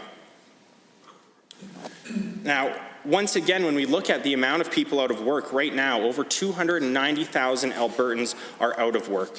And this government, other than this tired old piece of legislation that we have in front of us, talking about the acceleration of a program that hasn't worked to this date, it's all they have. And once again, the Minister of Economic Development and Trade, or Jobs, had the opportunity over the last year and a half and absolutely failed at that job. And now we see this government and this premier making the decision to replace that minister, but it's simply, once again, too late. The decisions that have been made to get rid of programs like the Interactive Digital Media Tax Credit, the Alberta Investor Tax Credit, the Capital Investment Tax Credit, all important programs that were consulted on across the province with chambers of commerce, with local, small, medium, large-sized businesses, with tech companies that were looking on building a legacy here in our province. But unfortunately, when this government came in, despite their campaign promise to create jobs, got rid of all of those programs without anything to replace them for a year and a half, and left all of those companies reeling, trying to figure out how they were going to fund their business, which many of them simply couldn't. Many of them said, why would we stay here? You're cutting corporate taxes for the largest, most profitable corporations, but none of that is going to affect us. We need capital up front. That's what these tax credits are about. We need angel investors. Something that was made very clear under our government when the previous Minister of Economic Development went on tours to Silicon Valley with the mayors of our major cities and many other stakeholders in the business community. So I simply don't understand how this government came into power, came into government, and decided that those programs weren't good enough when they had been consulted on for several years before they came into power. But unfortunately, it's par for the course with this government. If it's not their idea, well, it's not good enough. And that's what we've seen. Once again, the government members say we don't work with them. Well, first of all, it would be nice to see them show their work, because we really haven't seen it. All we've seen is them cutting jobs. And when we talk about the investments that they have made, whether we're looking at childcare, well, the cuts that they made in that instance, but the federal government came to save the day. And once again, in education, the federal government having to bail out this education minister for the terrible job that that minister has done. And thankfully, in terms of what it means for, for Edmonton public school boards and Catholic school board, about a $37 million injection of funds is still much lower than what should have been budgeted by this provincial minister, who is completely failing to support the next generation of workers and families in our community.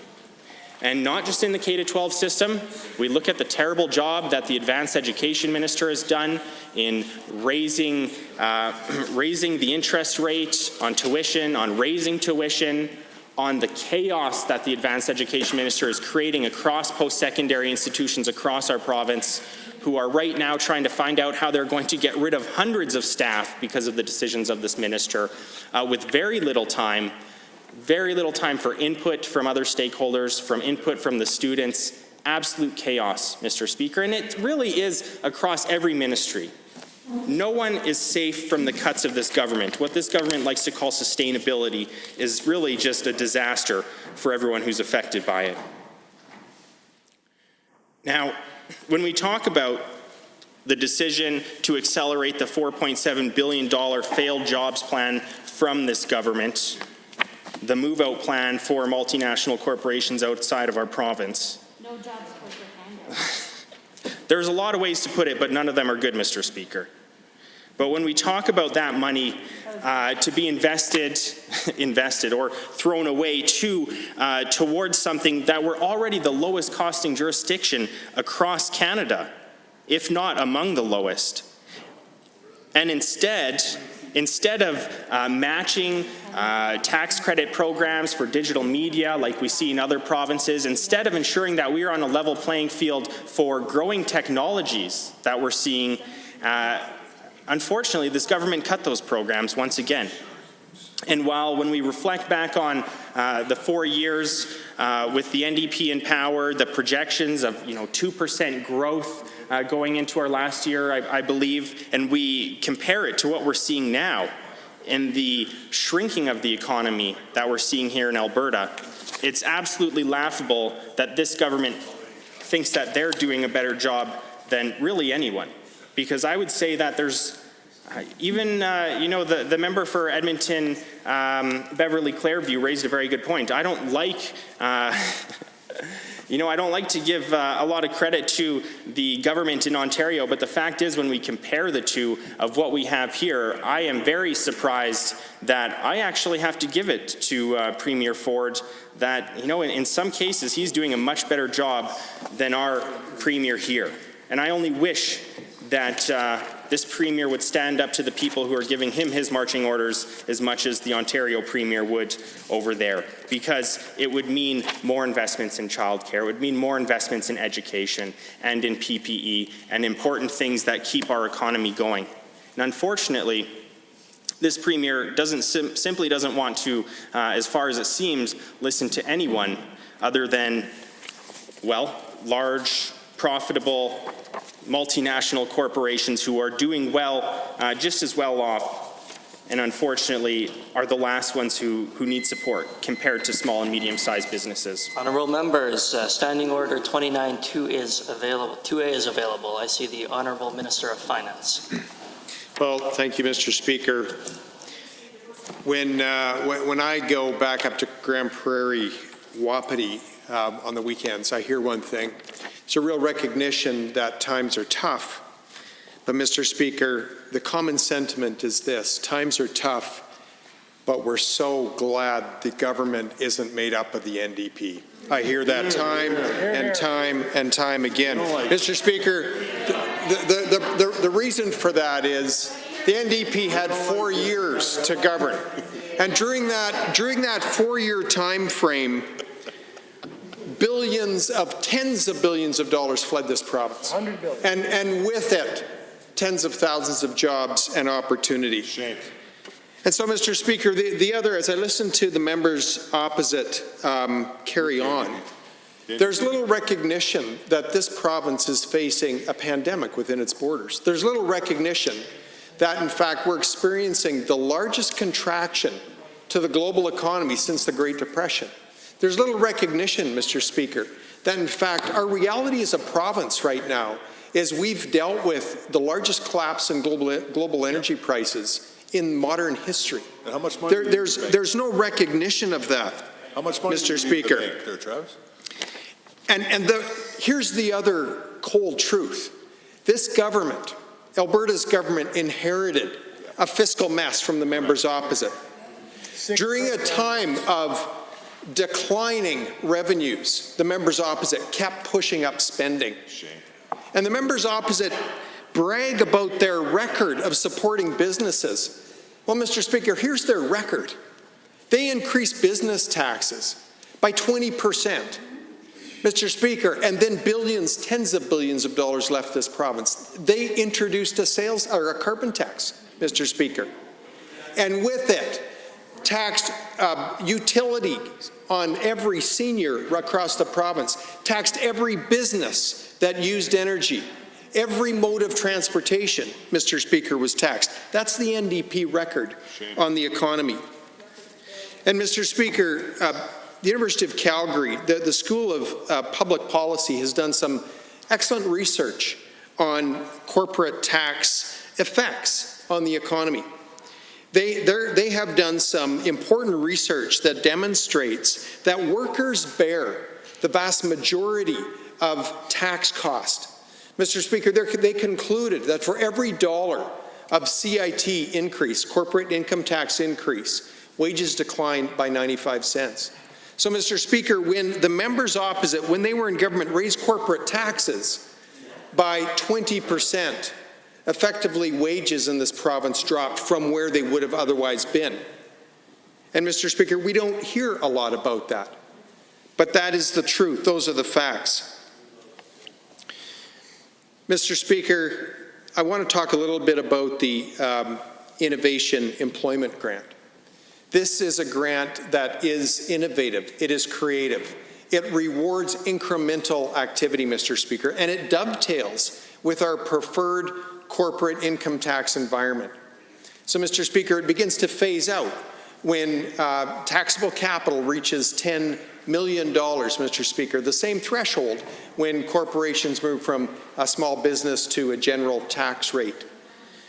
So, Mr. Speaker, effectively, we have created two advantages that provide advantage to startups and early scale-up businesses. And as those businesses grow and flourish, they immediately benefit from our preferred business tax rate.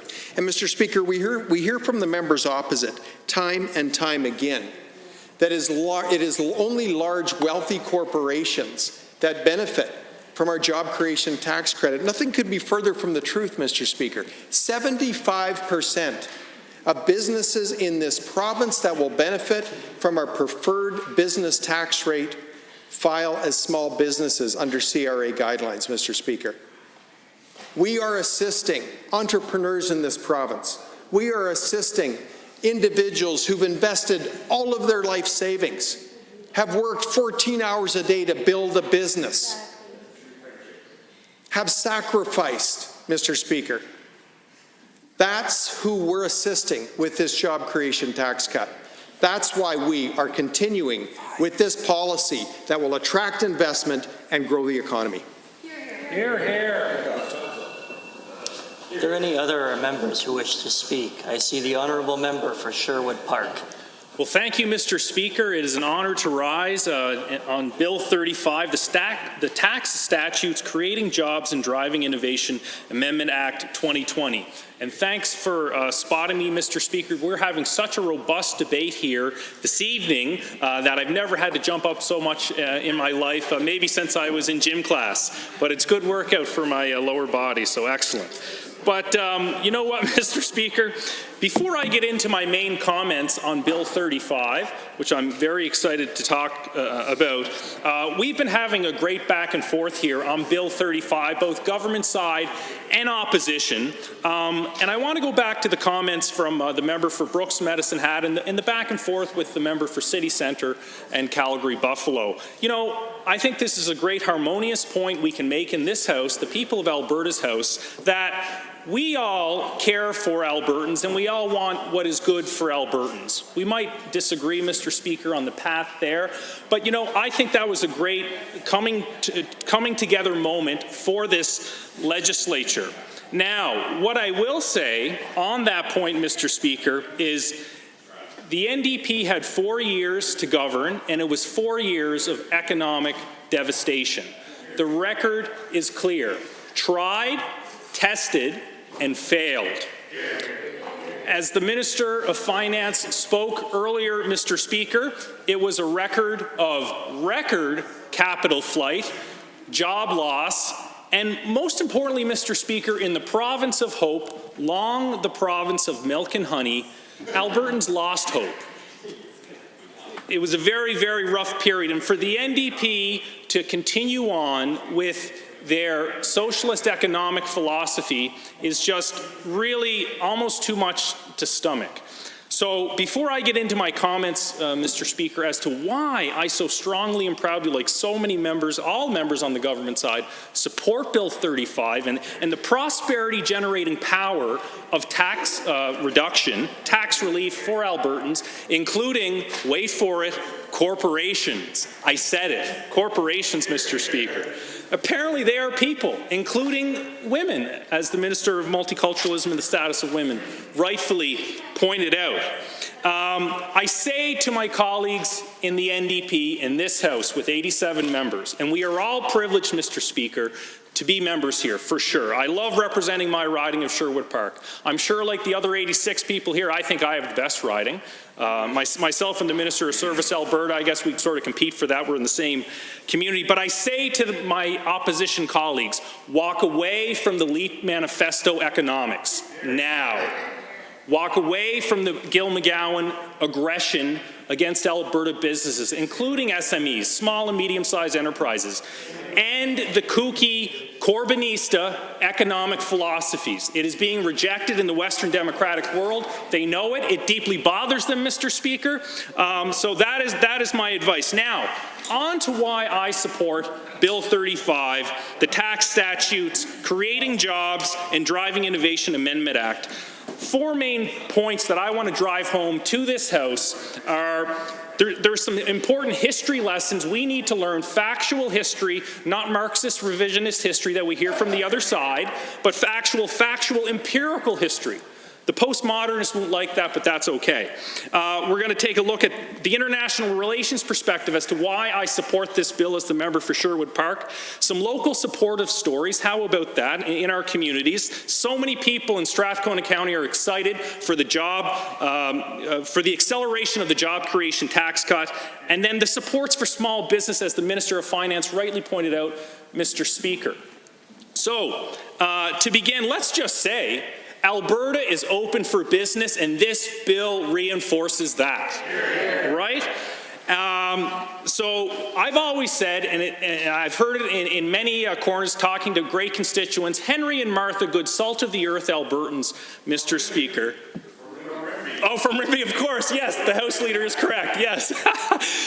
They they say the business of Alberta is business. It's not top-down government run from behind the scenes by Gil McGowan or big unions or whoever. That's not the Alberta story. That's not what brought us the Alberta Advantage. What brought us the Alberta Advantage is exactly what's found in Bill 35, the creating jobs, driving innovation, tax statutes. We want to reduce taxation, unleash the entrepreneur, allow everyone to rise from that rising tide. That's what we philosophically believe, and we have since we became a province on September 1st, 1905.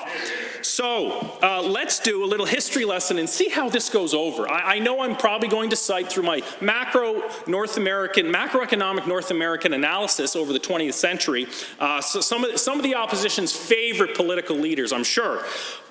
So here's the economic truth on reducing taxes, including, wait for it, corporations, Mr. Speaker. Holy smokes. So, in the history of the 20th century, in North America, for example, here's economic facts. Marxists can't revise this. 4 U.S. presidents and as well as Alberta premiers have reduced, reformed taxes over the course of the 20th century. And you know what happened, Mr. Speaker? According to the economic analysis, they saw government revenues and economic growth increase. Just like this, just like me going up and down trying to talk to you today, trying to get you to see me. Like a rocket, that's right, the Minister of Agriculture says. So that's what happened, that's the empirical facts. 4 U.S. presidents, for example, presided over this. Harding, Kennedy, hey, a Democrat, Reagan, I'm sure the opposition loves him, as well as Bush, the one they probably really like, Bush 43. And they saw massive economic growth, as probably one of their favorite premiers, Ralph Klein, saw this as well. This is the economic data. We need to be based in facts, Mr. Speaker. So I invite the opposition to join me in looking at facts, including the Corbynistas in the opposition. So, while the former NDP government, here's what happened with them with the empirical data, Mr. Speaker. They raised taxes and saw government revenues and economic growth decline. That's the record. The empirical evidence on the record, that is crystal clear. Reducing taxation equals increased government revenues to fund important social programs that we all care dearly about, as I know the opposition does. But increasing taxes, including on corporations, leads to capital flight, job loss, and government revenue decreasing. So they can't do their big government central planning. Doesn't make sense. That's the record. Now, Mr. Speaker, let's go into the international relations perspective. So even beyond North America. Now, we are an integrated North American economy, Mr. Speaker, and we must compete globally for capital. This bill makes us more globally competitive to attract investment and to encourage job creators to invest here in Alberta through the acceleration of the job creation tax cut, as well as the Innovation Employment Grant, which will help foster a very robust tech sector. We're seeing great growth in the Calgary tech sector right now, Mr. Speaker. The Alberta Recovery Plan is working with over $200 million invested in tech startups in Calgary.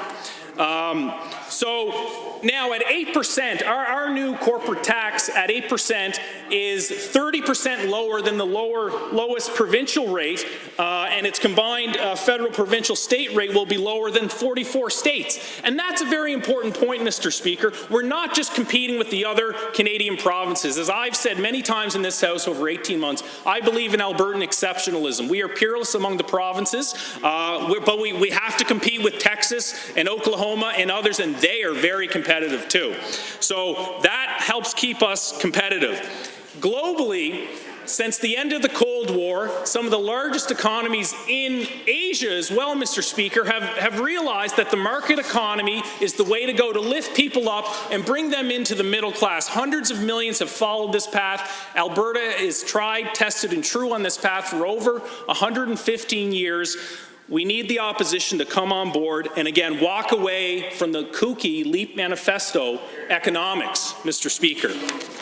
So let me go into some great local stories, because we all should be, a major role and responsibility of parliamentarians is to be deeply connected to their ridings. I'm proud to say it. I live in my riding, and it's a wonderful place to live in Sherwood Park, right on the bubble of outside of Edmonton, thank goodness. So, Mr. Speaker, I am so proud to be a member. There's always a rivalry between Sherwood Park and Edmonton. That's fine. We all cheer for the Oilers. Mr. Speaker, I am so proud to be the member for Sherwood Park.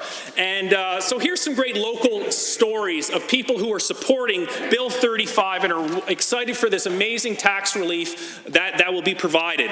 And we thank the Minister of Finance for his leadership on this bill.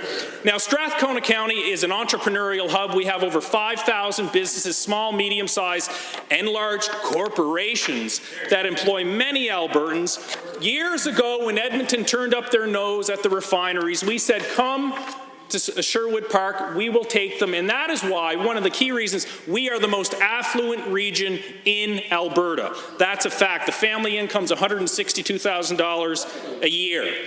So we've made good business decisions, Mr. Speaker, and I have heard from companies large and small that this tax relief will encourage them to invest, to continue to grow their companies, and most importantly, I heard this including from major economic stakeholders, large corporations in my area, that one of the first things they will do with the monies that are put back in their pocket through Bill 35 is they will retain workers.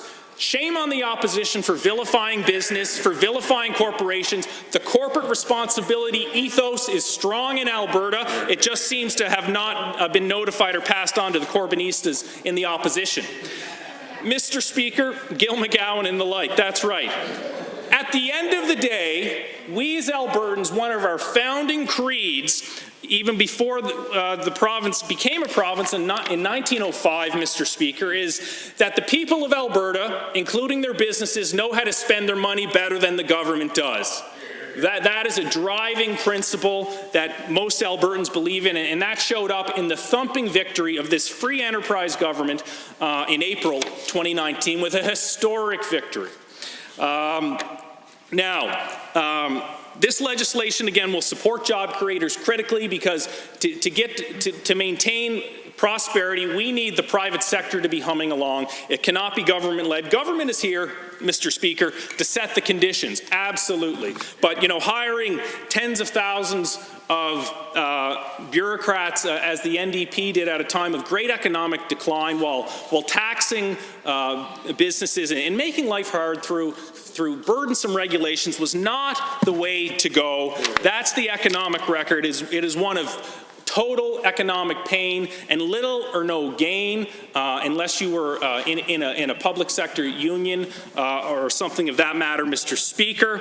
Now, I want to now focus in on the point for supporting small business. Mr. Speaker, how am I doing for time, if I may ask? Okay, thanks.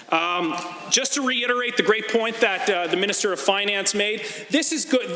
Bill 35 and the job acceleration tax cut is good for small, medium, and large businesses. It's going to benefit it's estimated that 75% of businesses that benefit from the job creation tax cut our small businesses. I've heard loud and clear the beating heart of entrepreneurship in Sherwood Park are small businesses. It will benefit them. I feel the opposition often paints this with much too broad of a brush. Large businesses okay too, but please understand the mom and pops, the Henry and Marthas, who have their whole life savings in their business, they will benefit from this too. 95% of Alberta businesses are small businesses. 95%, thank you, House Leader, 95% are small businesses. So it is you need to support them because they are the foundation of Alberta's economic prosperity. They comprise 25% of GDP, Mr. Speaker. They employ hundreds of thousands of Albertans right across this beautiful province from the north, the south, our two metros, and everywhere in between. 1/3 of private sector employment is via small business, Mr. Speaker. So thinking my time is coming to an end, Mr. Speaker, I will just wrap up again and say one more time. We have had a great, robust debate on very important policy. I was so excited to speak to Bill 35. If you want to get me really rared up and a tickle goes up my leg, Mr. Speaker, we want to talk about the prosperity-generating power. I saw that face, Mr. Speaker. We want to talk about the prosperity-generating power of tax cuts, which I deeply believe in. As I've laid out through facts, this is the macroeconomic history of, for example, North America over the course of the 20th century. So Corbynistas can keep their ideological blinders on, but I have laid out the truth, Mr. Speaker. And I know for Marxists and postmodernists, that's sort of a relative term, but not on this side, not on the government side, Mr. Speaker. So one more time, I am so proud to support this bill. I strongly support it, and I ask the NDP to walk away from the crazy elite manifesto economics. Thank you. Standing Order 29-2A is available, and unfortunately for the government House Leader, it is the opposition's turn, and so the honourable member for Calgary-McCall was the first on his feet. Thank you. Oh. I'm more than happy to have the honourable member for Edmonton-Glenora have the call, but I think that's typically the Speaker who chooses. The honourable member for Edmonton-Glenora. Thank you very much to my colleague for ceding the floor for the opportunity to respond to this. I'm happy to wash my hands for probably the 30th time today, and proudly in this place. I think that we should all be doing more of that, Mr. Speaker, and I want to acknowledge that I am responding to questions and comments with regard to the last speaker. I also want to say that it's been a long time, since at least February, since any, March, I guess, since any of us have been able to be at a basketball game, so I hope you'll give us a little room for our enthusiasm in response to the questions and comments portion here tonight, as well as other debate opportunities we've had in this House today. I want to start by saying one thing in terms of Sherwood Park, Edmonton, rivalry, I think was mentioned, or competition. I am very proud to be MLA in Edmonton and part of the capital region, and I've always had the attitude, as do most of my friends and neighbors, that what's good for me is good for my neighbors, and vice versa, and that includes the municipality of Sherwood Park and Strathcona County, and all of the surrounding wonderful neighborhoods and communities in the capital region. So I want to start by saying that I wish the folks of Sherwood Park well in terms of their health, in terms of their economics, and in terms of their happiness, Mr. Speaker. So let's say that first. Second, I want to touch a little bit on some of the highlighted revisionist history from the neoliberal advocate that just spoke prior to myself, talking about portions of the 60s, 70s, 80s, and early 90s as being evidence that policies that are being enacted in this government today, that we've already had a trial period of 18 months, and we've seen tremendous failures on those policies that are trying to be revived by our colleagues in the UCP here in this place.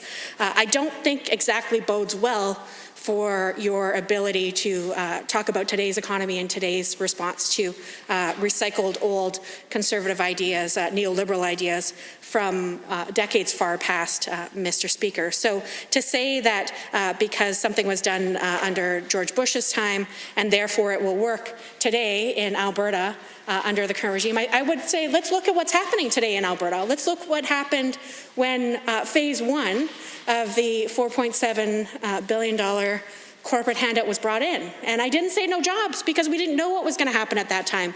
At that time, certainly the government campaigned hard, saying that there were going to be significant jobs as a result of giving $4.7 billion to large profitable corporations. It's on page 144 of their first budget. They keep saying they don't know where we could possibly get this number. We actually read the budget. We when we did our estimates, came at 4.5, and that's why when we first started talking about this plan, based on our projections, we were saying 4.5, but it changed to 4.7 because the government printed it in their own budget.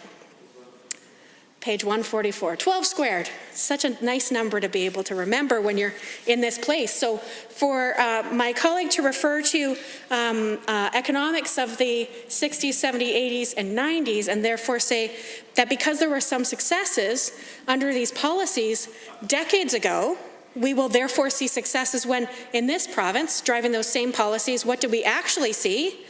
We saw 50,000 less jobs in this province between the time when that policy, that old policy, was brought in and when the government decided to fast track it. No, not even. Between when the policy was brought in and the beginning of the pandemic. And we know that what happened during the pandemic is that there were even greater job losses, Mr. Speaker. So I'm not even speaking to that period of time, because I think we want to look at the period of time that the government is saying that, you know, they were 100% responsible for. They say they're not responsible for things that have happened since the pandemic. They are the government, Mr. Speaker, and certainly owe it to the people of Alberta to play a leadership role. I have to say, seeing the numbers today in terms of the COVID numbers and continuing to hear remarks from government members around personal responsibility, I think the government needs to step up and take some responsibility, both in terms of economic policy and an actual desire to create diversification, which Albertans tell us overwhelmingly that they believe in. When I door knock in Sherwood Park, they tell me they want diversification. Of course, they're grateful to have the industries that we do have in the capital region, including the municipality of Sherwood Park, as am I. But they want to make sure that there's other opportunities in additional industries today, tomorrow, and of course for future generations, Mr. Speaker. And they deserve that. They deserve to have an opportunity to be able to live in their communities and have successful economic opportunities as well. The Honourable the Government House Leader. Well, not on 2022A. This would be on the bill. I'm looking forward to speaking about the bill, Mr. Speaker, and I did enjoy the questions from the acting, or the comments from the acting NDP leader on this important piece of legislation, Mr. Speaker. You know, a lot of the comments around revisiting past policies, Mr. Speaker, the reality is, of course, she belonged to a socialist government, the former government of this place, which was, of course, an NDP government focused on socialist philosophies that, from my perspective, Mr. Speaker, certainly your constituents and my constituents' perspective, certainly damaged the province significantly, Mr. Speaker. And I do want to just start off by recognizing that our friends to the east, the Honourable Scott Moe, the Premier of Saskatchewan, Mr. Speaker, just soundly defeated the same Socialist Party inside Saskatchewan, Mr. Speaker. 47 seats, Mr. Speaker. We know how the good people of Saskatchewan feel when it comes to the socialist philosophies that are shared by our friends in the official opposition and their friends in the official opposition yet again in the great province of Saskatchewan. Congratulations to Premier Moe and to the Saskatchewan Party for soundly defeating the Socialists. As I said, 46 seats to 15 seats, Mr. Speaker. Now, that was despite the fact, Mr. Speaker, that the now leader of the official opposition in Alberta, the leader of the Socialist Party, who is standing in this chamber fighting against a tax bill to be able to help corporations and job creators inside our province, that's despite the fact that she took time out of her very busy weekend to go and campaign for the Saskatchewan NDP. She said it would help rally the troops and be able to help defeat Scott Moe and the Sask Party, Mr. Speaker. And we know what the people of Saskatchewan think about the Socialist Party, both here and in Alberta, Mr. Speaker. And with that lovely thought of encouragement for the great people of Saskatchewan, I will adjourn debate on this legislation. Honourable members, having heard the motion as moved by the Honourable Government House Leader to adjourn debate, all those in favour, please say aye. Aye. Any opposed, please say no. In my opinion, the ayes have it. That motion is carried and so ordered. Under Government Bills and Orders for second reading, Bill 36, Geothermal Resource Development Act, adjourned debate, Mr. Nielsen. Honourable members, we are on Bill 36. The Honourable Member for Edmonton Decore has 5 minutes remaining, should he choose. Seeing not, is there anyone else wishing to join in the debate? The Honourable Member for Calgary Mountain View has the call. Thank you very much, Mr. Speaker. I am pleased to rise and speak to this bill. I happen to be a firm believer in starting on a positive note, so I would like to start there, and that is to say, I think it is important to introduce regulations for geothermal in Alberta. It is definitely a good step forward to be introducing this regulation. This regulation, of course, allows industry to have some understanding of what their environment will be moving forward, and that allows them to bring in investment because it creates certainty. And so I think that the certainty that this is creating is good. That being said, I have a number of questions. Now, of course, I want to start by saying this isn't totally atypical. So the bill is fairly high level. It's a high-level regulatory framework. A lot is left to regulations, and that's not unusual. This isn't one of those cases where they're leaving strange things to regulations. I think that most of it is usual. I think that there are, however, some pressing open questions on this bill, and that's what I'd like to start by getting into. So, of course, it gives industry general direction in terms of applying to the Alberta Energy Regulator. I think that is good. The majority of the Act replicates the Oil and Gas Conservation Act, or has very similar provisions in any event. It does have the benefit in some cases of those provisions having been interpreted, so people will understand what they mean. But there are instances in which I think the Oil and Gas Conservation Act is operating imperfectly, and not all of those changes have been made in this bill. So I'd like to, boy, there are a lot of things, how best to start. So I'd like to begin by sort of talking generally about the royalty framework. I think it's my understanding that royalties will eventually be charged, but not at this time. Generally, I think we need a certain amount of certainty around that, because it is, once they are in, it can be very difficult to alter them, and because ultimately, especially as we move on in time, that certainty of knowing what that will be is important. And I think it's important as well to the people here of Alberta.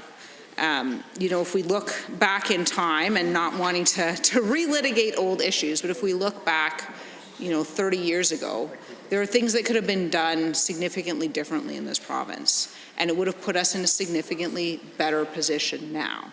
And so I think that when determinations are made as to exactly how that will be done, we need to think not just of the present, but of the future. And I think, Premier Lougheed a long time ago did do that. He did do that thinking of the future, but subsequent Conservative governments kind of let that vision of the future slide in a lot of ways. And I think that that was unfortunate for the position in which Alberta currently finds itself, because we are without a large reserve to handle a transition that we know is coming, not just because of scientific reasons, but because of financial ones. I think it's becoming increasingly clear that investors, who are, in my view, not generally driven by bleeding hearts, are making strategic choices, and that we need to be live to those strategic choices, because this is a critical moment in Alberta. It's a critical moment in which we need to think of the future of our population and of the people of this province, because at the end of the day, that is what's important. How do the people of this province make it through? So that being said, I have a number of questions. So one of the issues that has been raised with respect to this, and I would love to hear from the minister on this issue, has to do with the overall assignment of rights to the mineral holder. So the Act assigns, because it was unclear previously legally in Alberta, the Act assigns the rights to geothermal energy to the mineral holders, which is fine, except that there is a state of the law now, even if it is as yet undetermined by the courts. And the provision in this bill, it has been argued by some very sharp legal minds, not strong enough to overcome, if a court were to determine that it was the case prior to the enactment of this act, that those rights did not in fact vest in the mineral holders, that perhaps they vested in the individual with rights to the surface or in the Crown generally or in any other number of individuals, this wouldn't be sufficient to overturn it. So that won't create a lot of certainty, which I think is a concern, because the point, again, is to create certainty so that we can attract investment. And so I think that that's a question that I would love to see answered. I also think when we're talking about, so in Section 8.3 of the Act, it's clear that the liability for the well transfers to the new owner. And so we have, as all of us are aware, a problem with abandoned oil and gas infrastructure. This was a problem, again, that was created 30 years ago when the regulations were and the legislation was set up improperly, such that sort of a large liability was allowed to build up, and the individuals who had the opportunity to profit from that activity were not also the individuals who bore the risk. So what ultimately happened was that private companies profited and the public bore the risk. Now, certainly I have assurances, I think from the minister, that this will involve a scheme of insurance that will operate better than this liability situation operates currently. But one thing I would like to know is, and I assume that the liability reverts to the Orphan Well Association. So the liability transfers 100% to the new geothermal operator. If that geothermal operator were to go under and there were to be additional environmental liability, would that simply return to the Orphan Well Act, to the Orphan Well Association? I think that's the case, but it's not totally clear to me, so I'd love to know the answer to that. Another big question that has been brought to my attention, and which I also noticed while reading through the Act. So Section 19 is set up to allow entry. Now, I've been told that this is emergency entry, but it almost identically mirrors a provision from the Oil and Gas Conservation Act, with the exception of subsection 5, which is absent. There is no subsection 5 in this Act. The subsection 5 in the Oil and Gas Liability Act, which obviously is not section 19 there. This is what happens when you have too many windows open. In any event, it ultimately indicates that where there is a dispute, so we're talking about entry onto the land, so essentially infringements on the right of the person who owns the surface, so not the geothermal, not the person from which they're leasing. And apparently it's meant to deal with an emergency. But normally if there's a dispute about the compensation which was paid to the holder of the surface rights for such entry, that dispute can go to the Surface Rights Board. In this case, the provision that would normally send such disputes to the Surface Rights Board is absent.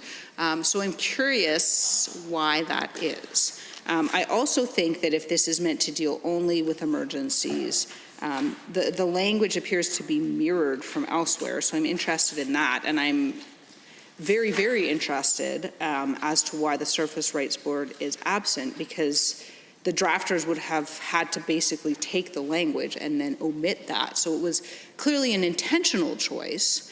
I'm just curious, we haven't heard any reference to why that intentional choice was made, why it is that those disputes aren't referred there. And I think that that is a concern for individual landowners, because there are, I'm sure every member of this House is aware, there are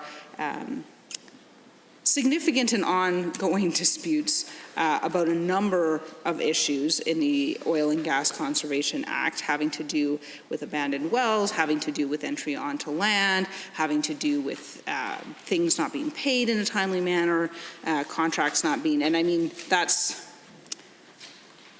in a way a byproduct of larger sort of global things that are going on. But I think that this is a big concern, because even though people are not necessarily entirely satisfied with the dispute mechanism that exists currently, it is a dispute mechanism and a dispute resolution mechanism, and I think that individuals would like to have access to it. So I would love an answer to that question in terms of, what was the plan? Was the Surface Rights Board intentionally omitted?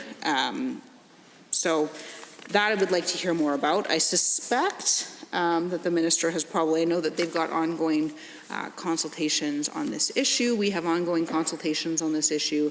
I suspect that they too have heard rather extensively from individuals about this concern. So those are a number of the concerns. I'd also like a little bit more detail, not just around the royalty regime, but around the liability regime. We certainly don't want to create a circumstance where it's overly onerous for geothermal, but we also don't want to replicate the current orphan well situation in the province, where ultimately, some individuals profited and now there's a massive liability that's potentially sort of hanging over the head of the public generally. It won't surprise anyone in this House to hear that one of the things that irritates me most about the way some governments tend to govern is the tendency to create contracts that generate private profit and public risk. And I think there is a risk of that happening here. Now, certainly, we do want to support the industry to develop, but we want to do that in a way that's fair to everyone. And that, again, continues to consider the future of the people in this province. So those are a few of the comments I have on this act. I think we're hoping to see greater clarity at some point. I know again that there's ongoing consultations, but I think, knowing what the plan is in terms of having security for those wells, so that in the instance when the well goes under, this, like the Oil and Gas Conservation Act, enables the liability to follow the beneficial owner, essentially, which I think is a good thing, but that is what those provisions are identical and have been replicated from the Oil and Gas Conservation Act, and in that instance, it hasn't worked enormously well. So that continues to be a concern. Now, I know my understanding, again, from the government announcement is that the process is to consult and that we'll see amendments coming forward in committee of the whole. So I hope that those, either that we will get answers to the questions that we are asking, or that moving forward amendments will be brought to alter those situations. But I do think that we do need clarity around those issues, as well as clarity in terms of why the drafters chose the provision that potentially makes it insufficiently clear to vest the rights in the holders of the minerals. Because I realize this sounds like an enormously technical issue, but this sort of fundamental question in terms of who owns it was fundamental to developing a geothermal industry in this province, because without an answer to that question, industry lacks sufficient clarity to attract investment, which is ultimately what is necessary.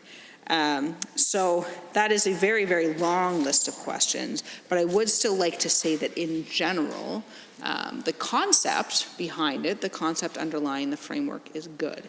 As usual, the devil is always in the detail with these things, and some of that detail will obviously have to come by way of regulation, but I think additional detail around how the royalty regime will work will need to become public, and I think it is important for legislators to be able to have comment on that.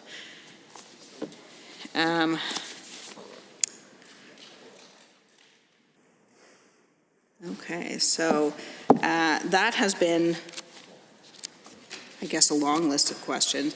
I am glad to see, though, that there has been a reversal in position from this government to think that diversification is important. And so I'm glad to see that. With that. Thank you, Honourable Member. 29-2A is available for anyone. I believe it is, as we have had about 9 speakers on this so far, I believe, to date. So 29-2A, Eddie, I see the Honourable Member for Edmonton South.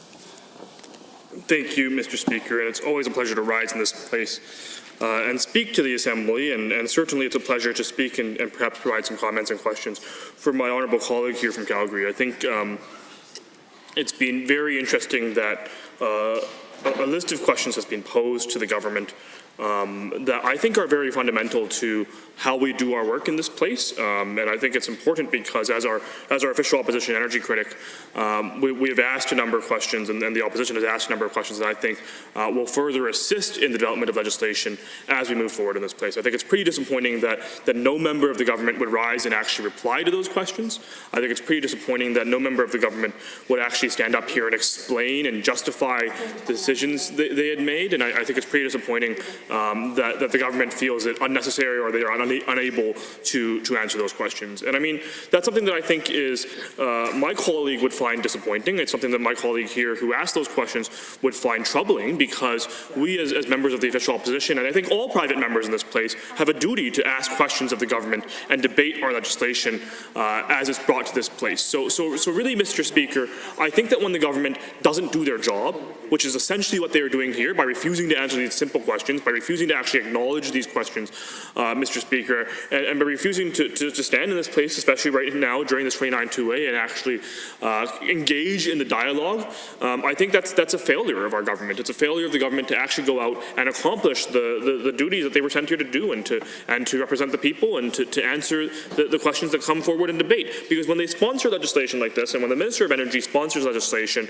Albertans expect the Minister to be able to stand in this place and justify and rationalize that legislation. They expect the Minister and expect all members of the government to be able to come into this place and actually debate this legislation, and to actually give Albertans the answers to the difficult questions. And of course, I think, as my colleague mentioned here from Calgary, some of those questions appeared exceptionally technical, and perhaps the Minister needs some additional time to understand what those questions mean and consult with the department on some of those things. And I would look forward to having the Minister come back and answer in the future if the opportunity presents itself. I know that we have many more stages of this bill. I know that we have the opportunity again more here tonight, and also in the future, of course, in committee of the whole and in third reading as well. So hopefully those questions will become more and more clear as we proceed through debate.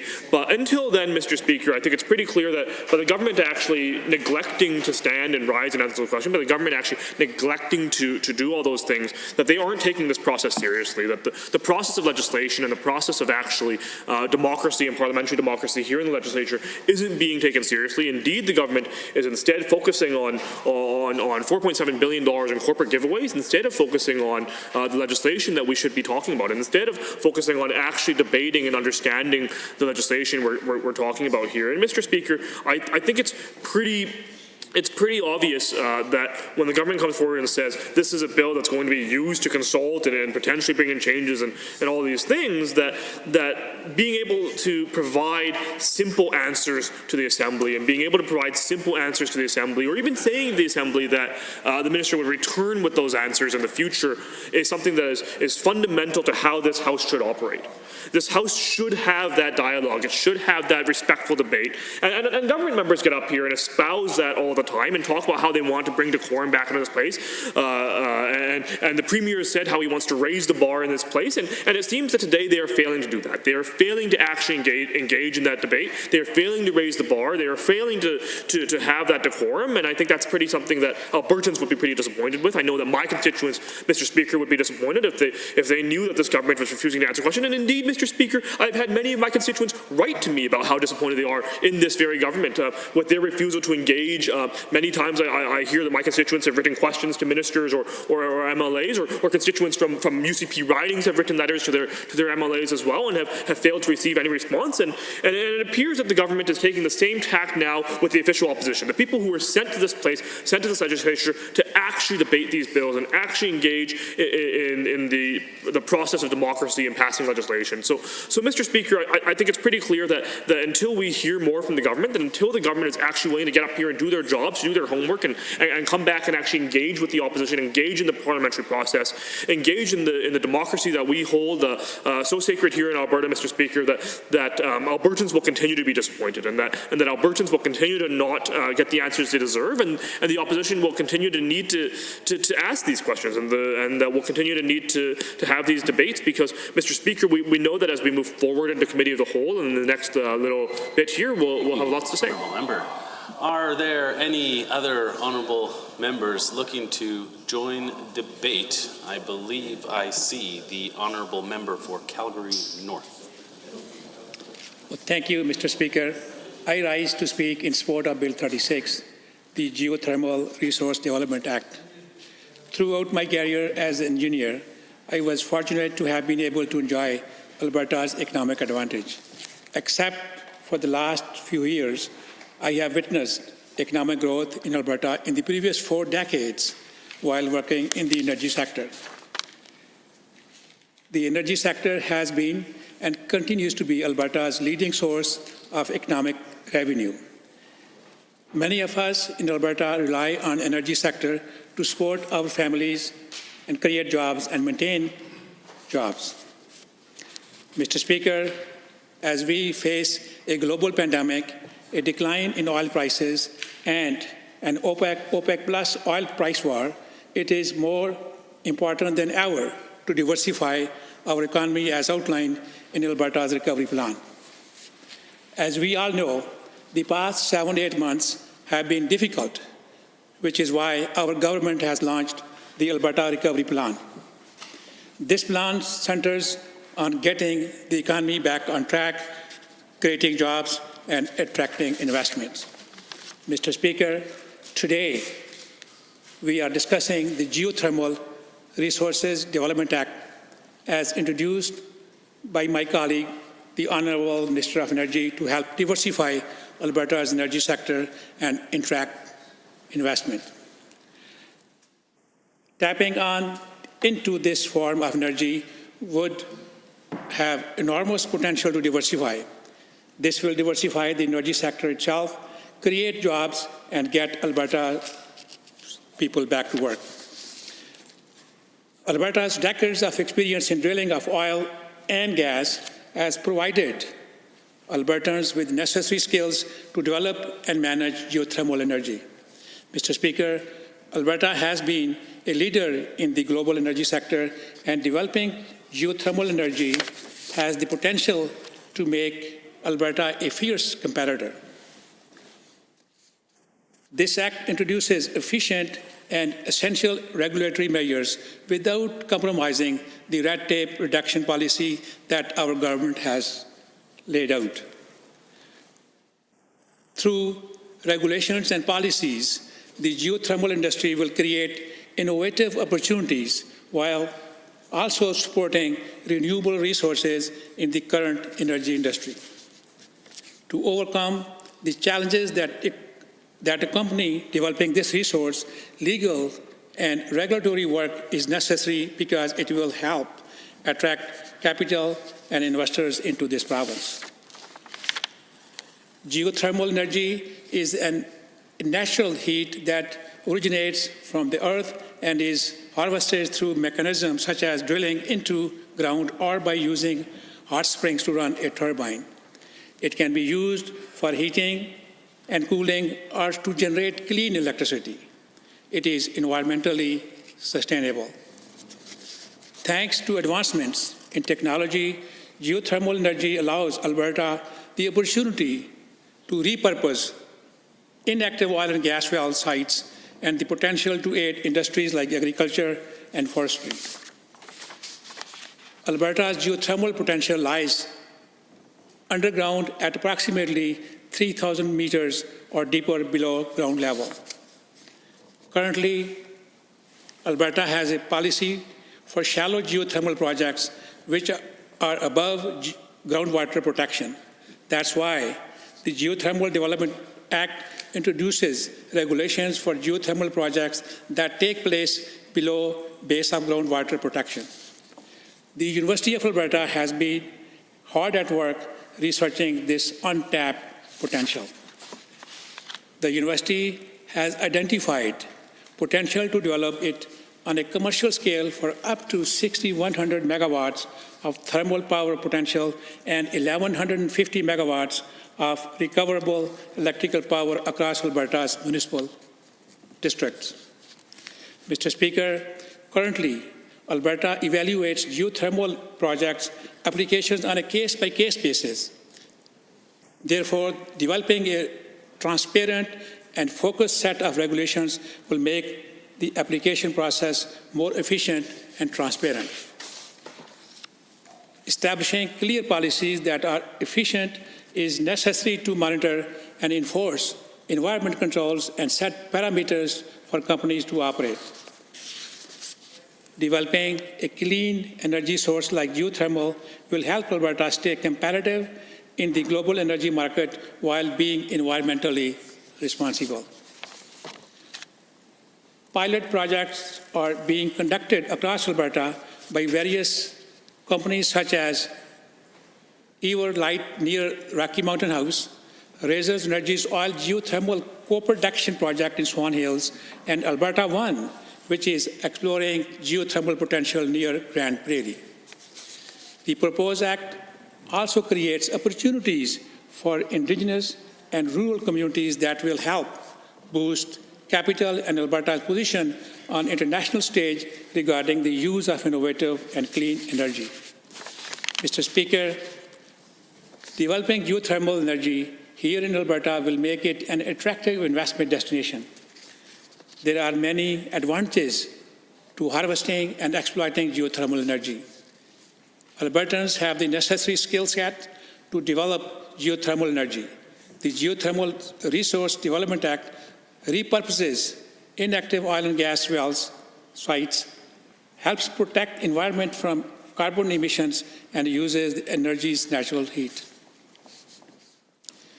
The abundance of natural resources in our province are overwhelming. I feel lucky to be living in a province, Mr. Speaker, that is so resourceful rich because it allows us to become a leader in the global energy market and remain competitive with international powerhouses. There are economic uncertainties across the world at this time, and our government recognizes the challenges Alberta faces today. That's why Alberta's recovery plan promotes and prioritizes economic diversification by tapping into its geothermal potential among other potential projects.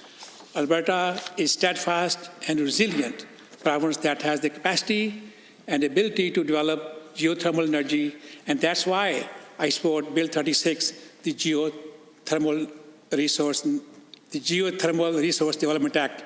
Thank you, Mr. Speaker. Thank you, Honourable Member. 29-2A is available for questions and comments. Seeing none, are there any members looking to join debate? I see the Honourable Member for Edmonton-Glenora. Thank you very much, Mr. Speaker, and to my colleagues for this opportunity to engage in Bill 36, Geothermal Resource Development Act. I just want to start by speaking to a couple of small-scale geothermal projects that are in my constituency that I'm very excited and proud of. One is through Brentwood Homes, which is in Woodcroft. For anyone who spends time shopping at Westmount Mall, it's just north of Westmount. I see my colleague from Edmonton Northwest definitely spends time at Westmount Mall. And this project has been probably, I think the building's more than a decade old now, probably 15 years. And it's in the middle of multifamily, quite high density housing. It's part of a building where almost everyone who lives there is an AISH recipient on a very limited fixed income. And this is one of the ways that heating and water can be included in rent, is that the building operators are able to keep their costs incredibly low through geothermal and solar, significant installments that are on that site. So that's one that I'm excited about, and that's been in place for about 15 years. And then there's another one that was built in the last term of government, and it's through the Right at Home Society. It's in North Glenora, and it's a really amazing community initiative. There was a church that was not well attended on a massive corner lot, I believe an Anglican church, and the community and the church entered into conversations, and what the church wanted was a long-term sustainable building to run church services in, and to not have to worry about maintenance, upkeep, and liabilities. And the Right at Home Society ended up partnering with them. I think they had a different name at that time, Interment Housing. Can't remember exactly, but they became the Right at Home Society, and they partnered with energy efficient builders to make sure that they had one of the most economically and environmentally sustainable buildings in my riding. And what's also really exciting is that it's across the street from a school that was under-enrolled at the time, and that the community opted for 3, 4, and 5 bedroom units to be built there, townhouse style. And there are so many kids who live in this building now as a result, because there are so many multiple bedrooms, and some of them have multi-generational families living in them. And it is an incredible use of this asset that the church has partnered with Right at Home Society and with the community to provide. And government did invest some money while we were in government. We invested $6 million to help the project come to fruition, so that affordable housing could come into the neighborhood, energy efficient housing could come into the neighborhood, and about 150 kids could come into the neighborhood who are going to the local elementary, junior, and senior high schools, which have been a really positive boost to the overall community. And it's been done in a way that is not only sustainable, as I mentioned, socially, and having all of these larger units where families with multiple children, many who are newcomers to Canada, have an opportunity to be full participants in the community, but the energy efficient and the geothermal components make this building something that I think we all aspire for in terms of sustainability, or I hope that we all aspire for. And it's been recognized with a number of different local and national recognitions for the innovation that was done there. And again, the congregation continues to gather, but in a building that is brand new, it's beautiful, and that they have far less responsibilities with not a large congregation to upkeep.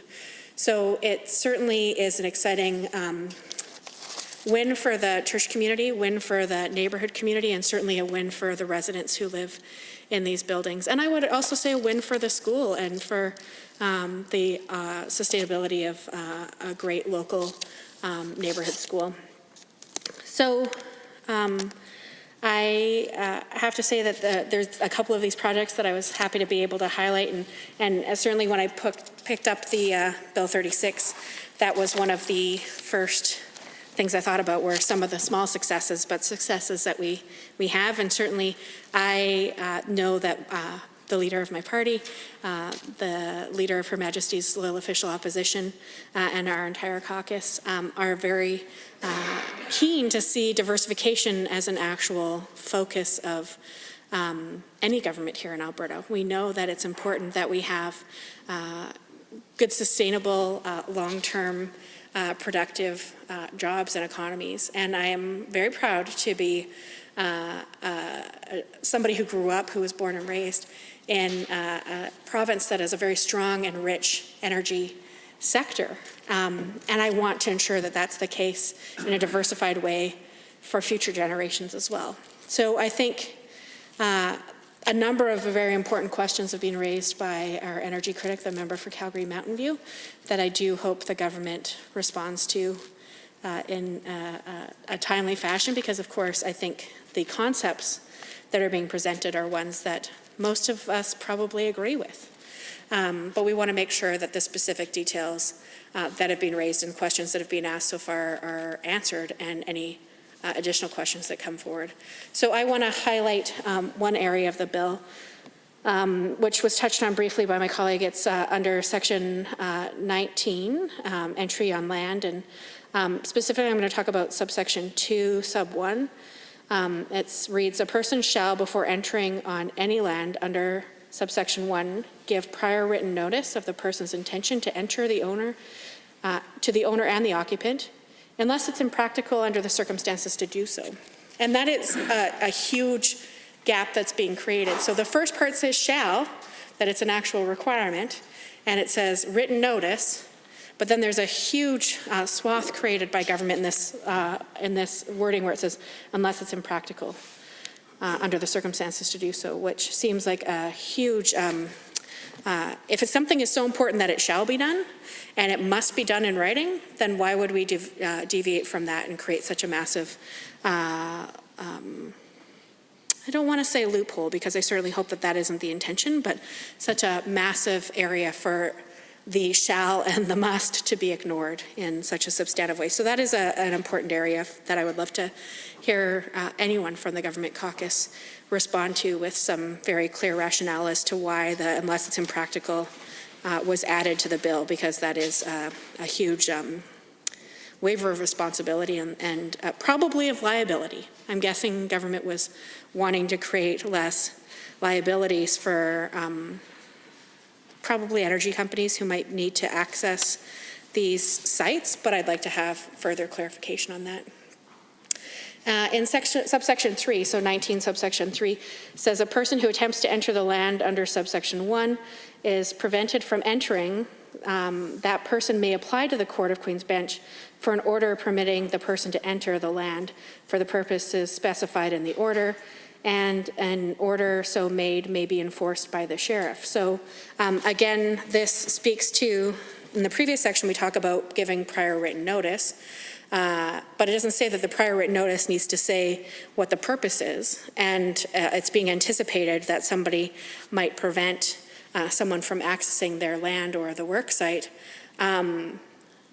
So why wouldn't we specify under the written notice section in sub 2 the requirement to say what the purpose is of the access? That might be a way to prevent future court challenges, where right now we're essentially saying if somebody attempts to access the land and hopefully they've given notice, but if they are not permitted by the occupant or by the landlord or landowner to access that site, that then they need to go to court and then they need to give a reason to the courts, and that reason needs to be put in the permit.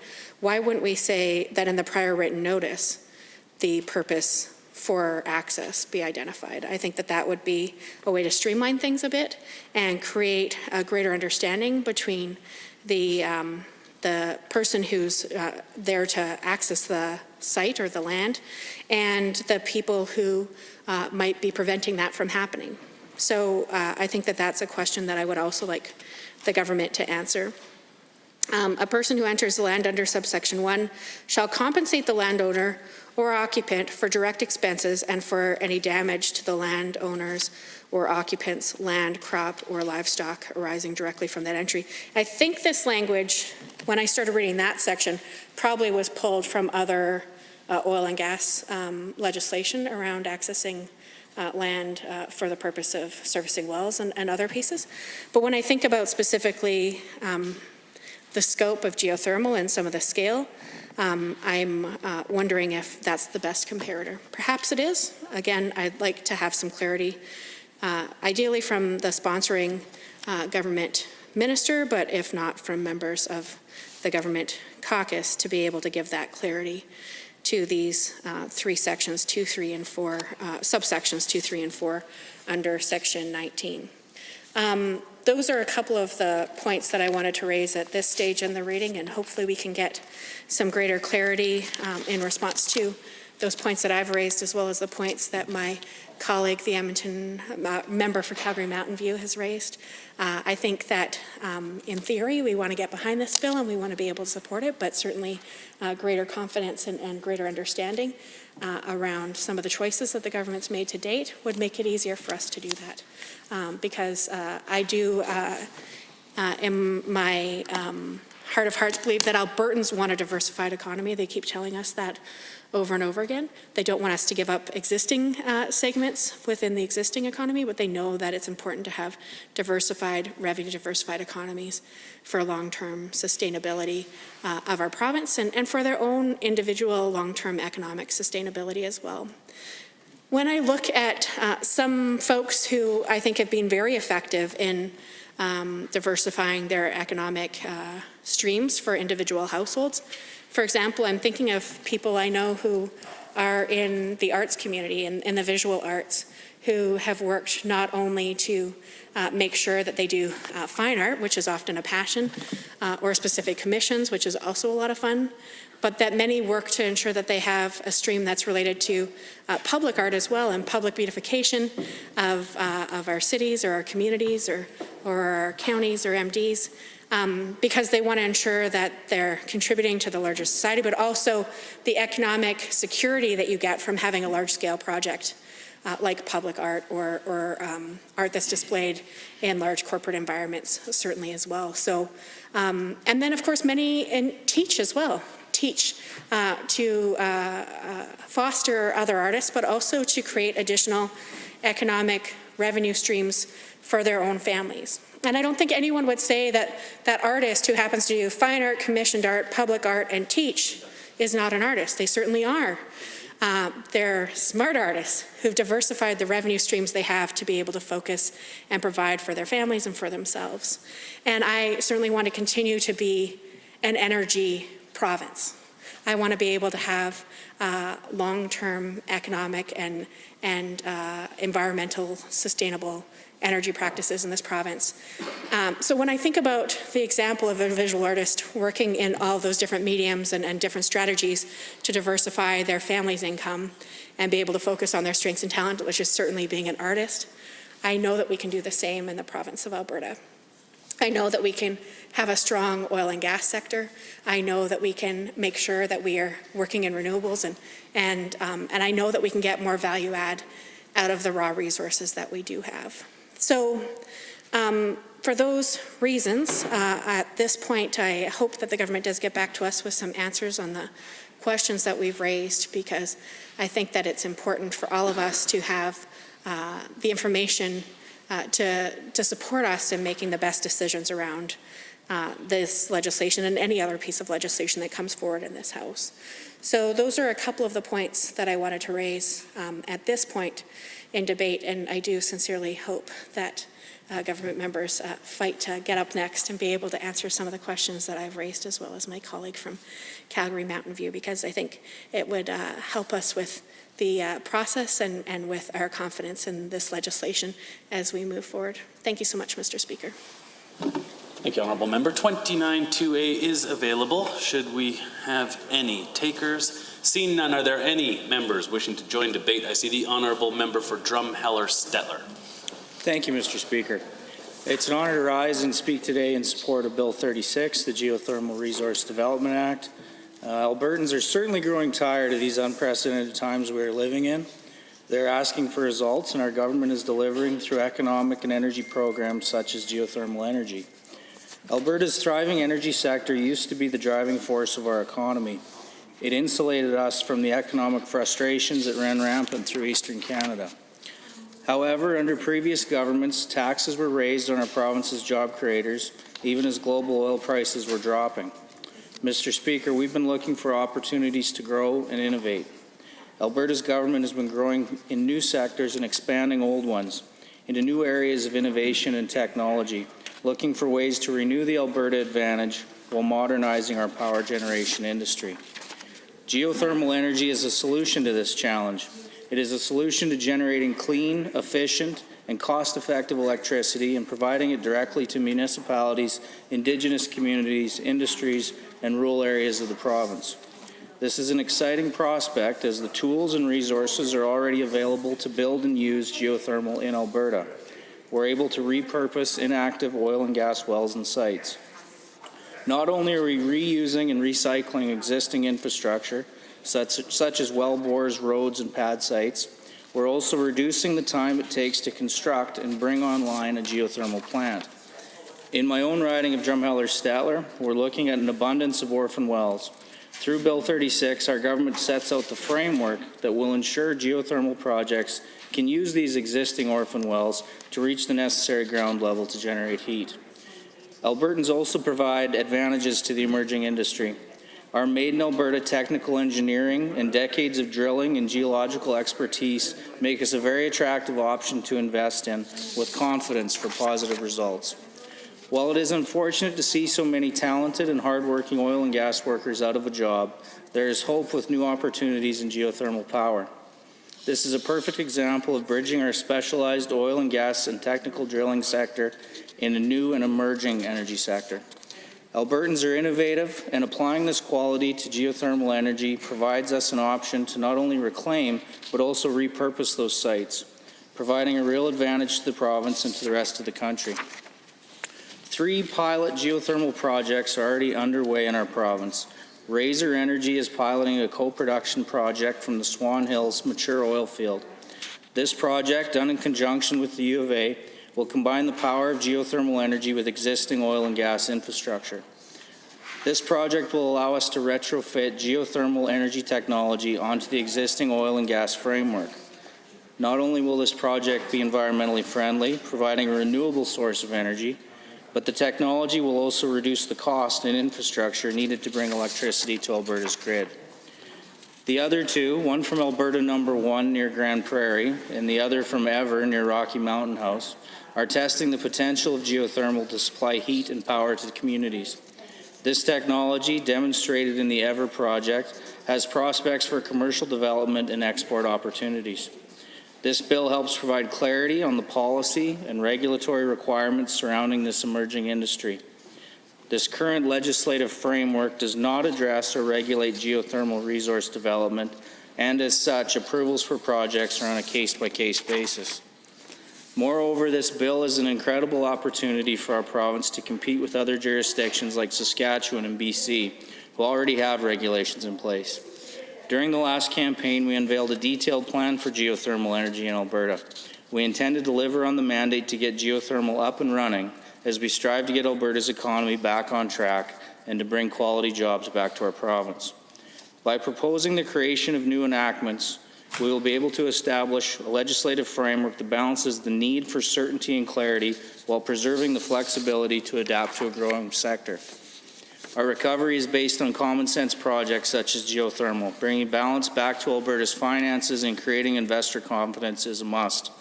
Mr. Speaker, governments past may have been opposed to Alberta's oil and gas sector, opening our doors to environmentalists who kneecapped our sector with their constant campaigns. As much as they may object, geothermal is a solution for clean, renewable resource. It will get Albertans back to work and back to more than a job, back to a career that they have trained for. I urge everyone in this House to support this bill. Hear, hear. Thank you, Honourable Member. 29-2A is available. Should there be any takers? Seeing none, are there any honourable members looking to join debate? I see the Honourable Associate Minister of Electricity and Natural Gas. Thank you, Mr. Speaker. Well, this has been enjoyable. I would like to move to adjourn debate on Bill 36. Having heard the motion to adjourn debate, all those in favour, please say aye. Aye. Any opposed, please say no. That is carried.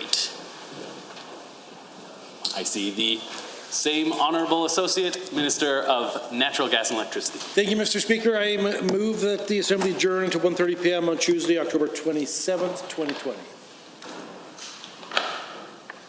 1:30 p.m. October 27th. Tomorrow. Yeah. Okay. I was trying to figure out which day we were talking about. On the motion as moved, all those in favor, please say aye. Any opposed, please say no.